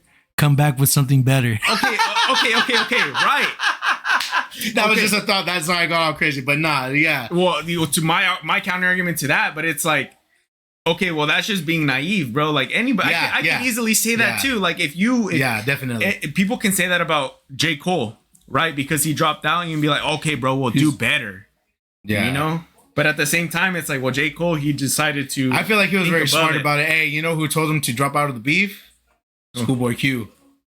Because they were on I forgot what shows were being whatever where they were together, right, on the thing, and it's like, hey, bro, you better back out, because like I said, yeah, it was fucking beef, long time coming, whatever, dish like subliminals and stuff, but at the end of the day, who came out first? Push-ups. That's when you're starting to step on toes. I mean, not necessarily the track, but you know who it's for. You know what I mean? And then once he started to fucking step on toes, saying, "Oh, your kid is date freeze. You beat on your bitch." Okay, yeah, step on toes. That. Yeah, 1000%. Yeah, that's what I'm saying. Stepping on toes, like I'm peaceful, whatever. Yeah, all peace and unity. But I'll shoot a motherfucker trying to. You know what I mean? That mentality. That's the way I see it. Because, obviously, I mean, we've been knowing that they don't like each other. Yeah. Ever since that whole thing 10 plus whatever fucking years ago. But that's the way I see it. It's all right, cool. It turned from a rap battle to you're being serious. You know what I mean? All right, go fuck yourself. Check this out. Yeah. You know what I mean? Well, that's the way I see it. I mean, it could have been for the idea that like Drake was just like, bro, like if I need to catch his attention, I just need to hit him hard. And that's Maybe, where Push you know Ups what I mean? came out, because prior to that was the one with Kendrick and Future. Like that. Yeah. And okay. Yeah, honestly, like that is the one that really started it. I backtracked Because it was that's definitely the most direct. But it was subliminal, but it's like but also that was more of a, all right, this is rap, homie. I'm rap's greatest. Fuck these motherfuckers. Hey, two things can be true at once. Yeah. These fools, like how they consider this, because let's be fucking for real. They are the big three. You know what I mean? Two things could be true at once. Yeah. Like, I'm part of the big three, but fuck you guys, I'm better than both of you guys. Yeah. This is rap, homie. Like, this is, and that's where the MC fucking battle rap comes out. And that's where I can agree with you, because yeah, bro, like, I mean, throughout rap history, it's always been like that. Yeah, bro, like, it's always been like that. And you don't necessarily have to go at each other, but we've been knowing that these fools don't like each other. That's why they went at each other. Yeah. And as far as the winner or whatever, we're the winners. Bro, I was fucking for real. Bro, I was literally gonna fucking tell you that, bro, because I wanted to let you go on your fucking rant. Yeah, definitely. But I was gonna fucking wrap it up full circle. I'm like, I was gonna ask you. I was like, but who's the real winner, bro? Like, us. The fans are the winners. Us. And we're over here sounding like fucking going back and forth. What'd you call it earlier? You said couch coach. A couch coach, yeah. Yeah, we're literally doing that right now, bro. Yeah, we're fucking just. I can't fucking rap. I think I could probably bust like 2 bars and that's it. After that, I'll go fucking brain blind. But definitely. You know what I mean? Because if it'd be one, because there's fools out there that were like, nah, fuck you, fucking Kendrick, nah, fuck you, Drake. I was like, all right, you fools are losers. Yeah. You guys are literally on the verge of fucking fighting or whatever because of fucking some rap artists. You know what I mean? Bro, I was gonna fight you after this. What are you talking about? But it's like, but honestly, when it comes down to it, because you have talk on it, who's like on the who's really winning, because Drake is doing all this. Honestly, that whole beef came down to like, bro, you're up in your feelings. Let me take you out of them. Yeah, it had nothing to do with fucking sales. No, who's on top now? Fuck the Pulitzer Prize. Fuck the Grammys. Because I already know that shit's like fucking for the most part, it's all fucking like industry. Industry. I don't give a fuck. Fuck all that, bro. It's it's the impact of your music. Because hey, all right, let me tell you, Drake has been dropping quite a bit of fucking music over the past years. Mm-hmm. There's a lot. What do you think about that music compared to like Take Care? Fucking compared to shit. The furthest I'll even go to is the one where you're sitting on the thing. What's that? Views from the Six. Oh yeah. I would say up until that point, it's been like, all right, cool. Like he has a majority of fucking, all right, cool. This is good music. But then after that, like, yeah, he drops a lot of stuff. But what do you think about the quality of that music? I mean, I fuck with it because I'm from the fan side of like, I like party music, and he was the only guy that still makes party music. I mean, right. His Honestly Nevermind, that was a fucking flop. That was trash in all honesty. But like this one, right? It's the one that he did with all the house beats. So For All the Dogs, and that one was mid. Then the fucking Scary Time or whatever the fuck, the one where it's in the Mexican font. You know what I mean? Those are all EPs though. Yeah, but still, he releases them through fucking like, you know what I mean? Obviously, this is we see it for what it is. Those are like considered mixtapes or whatever. Mm-hmm. But that's all like he has enough like it's all in house, so he can promote it. Yeah, he can put it on DSPs without getting docked for licensing or not. Yeah. It comes back to like, you know what I think Drake's been for the past couple or few years? He's kind of been like E40. You know, E40 has so many fucking albums, bro, and they're all like fucking 20 plus songs. Mm-hmm. It's like, it's cool that you know that, but it's all like watered down. It's not quality. Okay. So let me play devil's advocate here, and let me tell you, well, who's his competitor? Drake's? Or during those albums. You're right. Bro, during those times that he was actively dropping something, who was number one? Him. Bad Bunny. Okay, but who was number 2? Probably him, no? Yeah. And then whenever Peso Pluma got his fucking blow up, he was still. I'm just talking about in general. Yes. In general terms, because I feel like for a long time, rap was the number one. And then Bad Bunny came in and fucked everything up. Yeah. Fucked all that shit up, bro. And then after that, shout out to him. For real, bro. Yeah, shout out to him. I don't listen to him like that, like my old lady does, but shout out to him. Bro, I've been to 2 of his concerts, bro. Dude. And then you were him for Halloween. And Hey, remember that's when I told you. I was like, hey, you know? That's when I told him, I told this guy, I was like, hey, I'm not a Bad Bunny fan, but you fucking pulled off that fucking costume, bro. That's so fucking funny, bro. Yeah. I dressed up as Bad Bunny a few years ago, and I thought I pulled it off. Yeah, you did, bro. The year after, I dressed as Peso Pluma. Okay. And I didn't see that one. If I did, I looked like him, bro. It was so funny because, bro, I was walking around downtown, and dude, I kid you not, I was a couple people like, you bet? Oh, yeah, you fucking Peso Pluma? They're like, oh, Peso Pluma, Peso Pluma. And then like they knew it was a Halloween costume, bro. But they knew who you were. Yes. And everybody's like, oh, let's take a picture. Bro, like there was a fucking gang. I get that random ass guy, cool ass costume. No, it was a gang of bitches that just came up to me. Oh my god, let's take a picture. And then I was like, okay. You're like, okay. And like, keep your distance. And it's like, bro, as funny as it sounds, like, or as dumb as it sounds, like at that point, I kind of felt like I was one of them, like a celebrity, bro. Yeah, because you're so annoying. I bet, bro. Yeah, bro. It was annoying, bro. I would hate to become famous, bro. Yeah, it comes with a bunch of good shit, I guess, whatever. But fuck that. I'd rather take money and be unknown, bro. Yeah. Fuck that. I can live my life as regular. Yeah, because bro, like you can't go anywhere without people fucking asking for a pic, asking for this, asking for that. And at first it'd be like, all right, cool, yeah. But then it's gonna start interfering. What would be a fucking 30-minute trip to Save More, it ended up being like 2 hours or like an hour or something because you had all those people. And eventually it gets to the point where you hire agents to go get you your food and shit like that. That's just a weird way of living, you know? Yeah, it is, bro. All this fame gets to people's heads and stuff, which is why I feel like people are very out of touch. Oh, Felix Gonzo was shaking ass. Fuck no, I was not shaking no ass. I just want to be rich and sip with Gonzo. Dude, Opilix, you can sip with me any day you want, bro, as long as it goes with my schedule, bro. I'm not even tripping.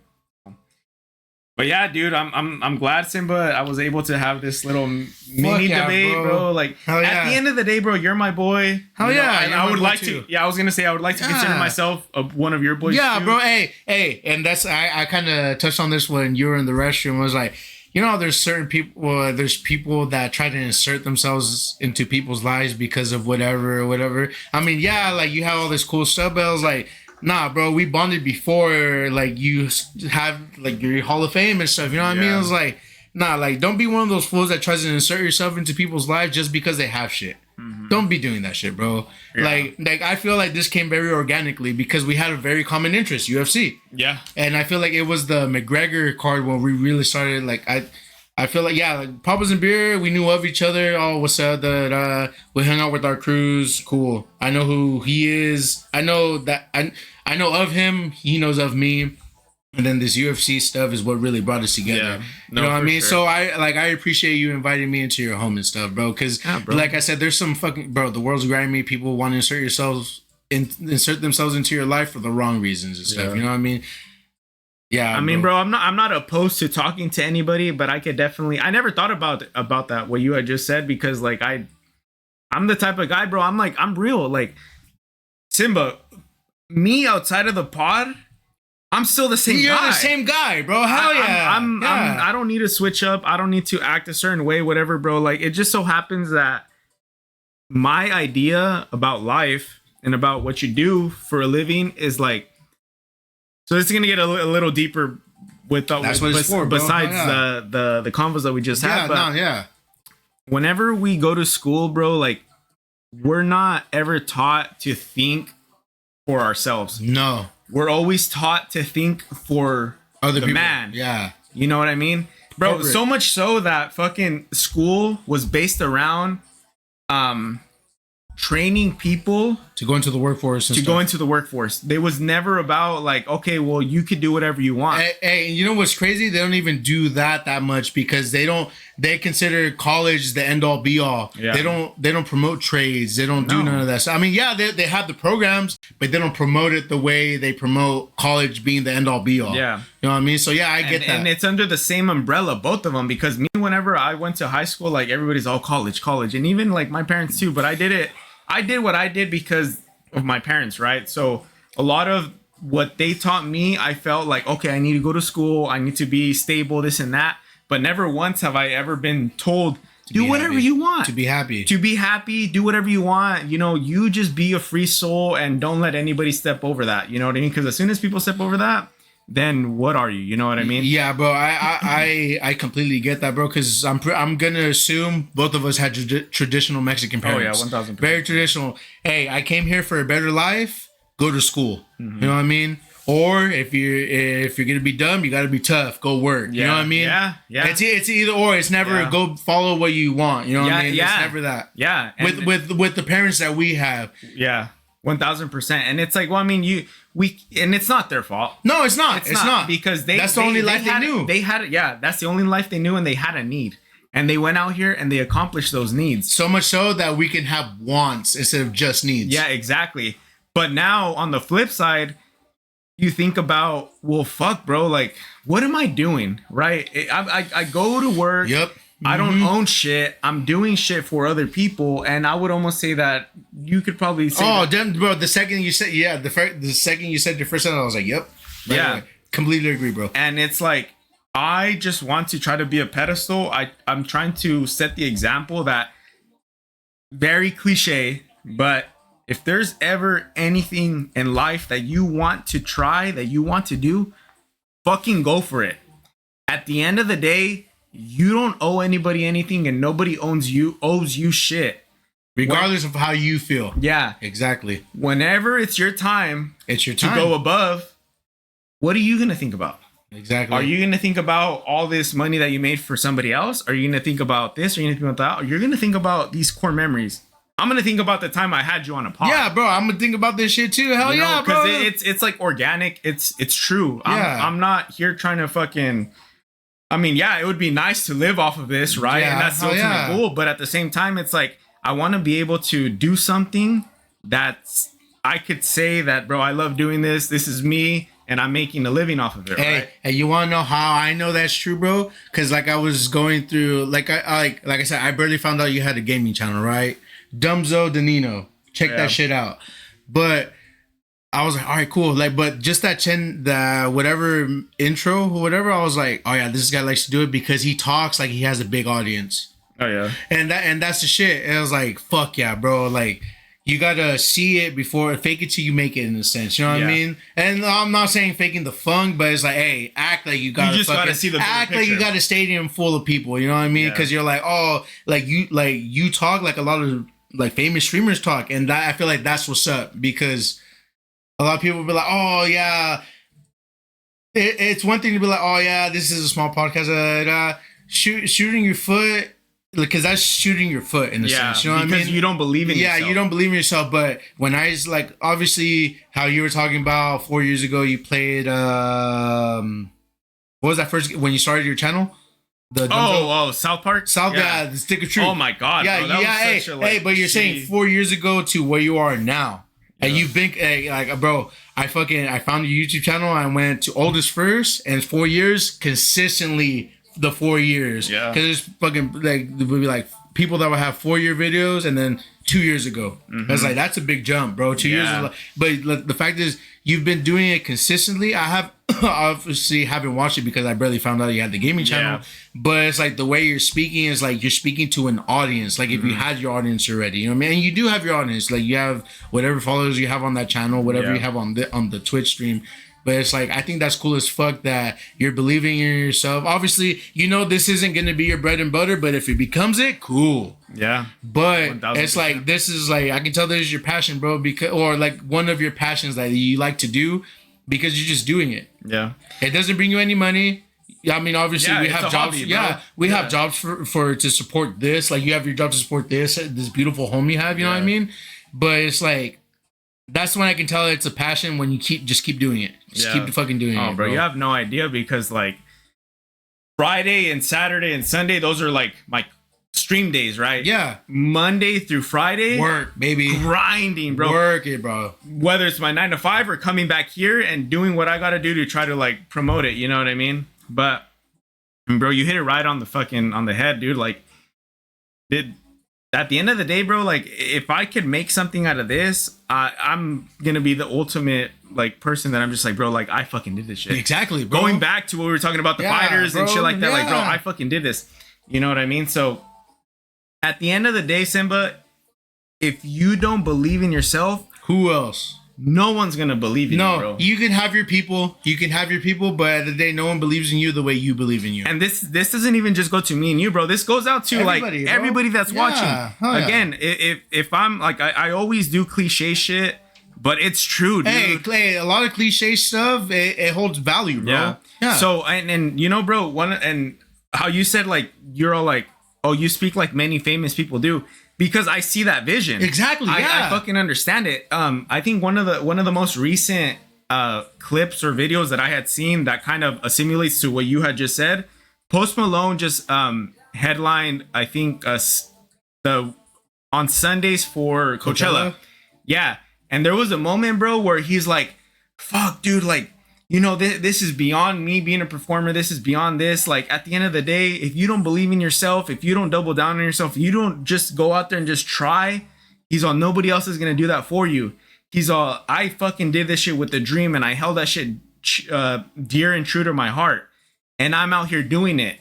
And he said, like, if there's a dream, if there's a passion that you have out there, just fucking try. And this circles back to a saying that I've been saying on the gaming shit. I don't know if I've ever said it here, but I'd rather go out, you know, on my final breaths, living with oh wells than what ifs. Yes. I'd much rather. Holy shit, bro. Holy fuck. I'd much rather, whenever I'm on my fucking last breath, I'd rather be like, fuck, bro, like, yeah, I did this, I tried this, oh well. Instead of like, fuck, dude, what if I would have done this? What if I would have done this? Nah, that's not the right way, dude. So again, bro, cliche as fuck to the viewers. If there's anything in life that you've ever thought about trying to do, if there's anything in life that's even sparked interest, just try it. Yeah, bro. Just fucking try it. Hey, and I'm out here doing the fucking same thing, bro. Hey. I want to do podcasts. I want to do gaming. I want to do all this, but I'm trying to do it. Yeah, bro, and it goes back to, remember how I was talking about the whole commercial thing or whatever? Oh, yeah. I was like, hey, yeah, bro, because I went to school to do HVAC and stuff. That was fucking 20... What's up? A beer? My bad. No, I was going to reach for my drink, and I was like, oh, wait, I'm fucking dry. There you go. Thanks, man. Yeah, it's like, yeah, I graduated from that school or whatever, but I didn't do anything with it. Because I skated through, fucking life circumstances were happening, and I let that get down to me. Yeah, but it's like eventually it's like, yeah, I need to take our own advice, you know what I mean? Yeah. But like that as an example, I was like, yeah, we can say it, but like I'm gonna be very vulnerable right now. I was like, yeah, I went to school to do HVAC, but I'm not doing anything with it yet. But I just gotta give myself the kick in the ass, you know what I mean? Like I said, like yeah, we can spew fucking motivational all day. I'm gonna be, like I said again, vulnerable, whatever. It's like, yeah, like I'm not doing anything currently with it, but that doesn't mean that I won't, you know what I mean? Yeah. It just takes that kick in the ass, you know what I mean? Whatever that kick in the ass for me, because everybody learns different, you know what I mean? Sometimes I'm a very extremes, teach you lessons, which is bad. Yeah. But it's like whatever it takes, and you know what I mean? It's just applying yourself to it, you know what I mean? No, I get it, bro. But look, ultimately, bro, I think it's time to wrap up the pod, but yeah. Ultimately, bro, like I just want to leave in closing that I could sit here and tell you like how to feel, give you some motivation shit. So can Simba. But at the end of the day, it's not gonna mean anything if you're not happy. Yup. Again, dude, we're allotted. We were blessed with a good portion of time. Now you got to be able to do something with it, but ultimately live happy. Oh, definitely. So definitely, bro. I don't know if you have anything else to add to that, or add on to that. Shout out to my old lady. She's my fucking rock, bro. Probably like 5-minute little thing or less. Fucking yeah, big shouts out to my old lady. I had a fucking accident. It happened back in October. Fucking got shot. Fucking I couldn't shit for 2 months, and she was there to wipe my fucking ass, bro. And she had no reason to, in the sense that, yeah, we've been together for 9 years, but we don't have a title because we're not married yet.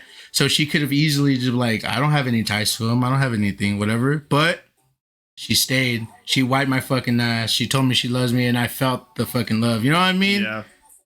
And if you don't believe in I got shot, it's cool if it's not all scarred up, or it's just literally all skin now. I mean, I don't care. Viewer discretion. All right, advised. Viewer discretion is advised, guys. If you guys don't want to see this, like I got shot right here. Came out through the back. Well, it didn't come out, but it slid in the back. But I got the scar to show it. So I'm not just talking shit, bro. So yeah, like I said, this little last fucking ending thoughts to my old lady. Shouts out to you, Jess. I fucking love you. That's what's up, bro. All right, guys. That pretty much wraps it up for this podcast. Simba, dude. Hey, thank you for having me on, bro. It's been a long time coming. We got busy schedules, and I'm glad we got this. I'm glad we were able to get together and make this shit happen, dude. So again, to the viewers watching at home, I got a story. Simba has a story. We're just fucking dudes out here trying to make the last one, or the second to last. Simba Mini, man. Shout out Zeke. Yeah, dude. We're just out here. We're just fucking guys just trying to make it in life just like everybody else, man. Yeah, we're not no fucking celebrities. We ain't shit, bro. Like we're just like you guys, man. So again, guys, in closing, check this out on YouTube. Happy Hour Hangouts. I got the gaming pod if you guys are curious about that. Dumzo Danino, Simba. Again, bro. Happy you came on, bro. I really appreciate it, man. Yes, sir. And until then, guys, peace and chicken grease. I'll catch you guys in the next one. Let's go watch some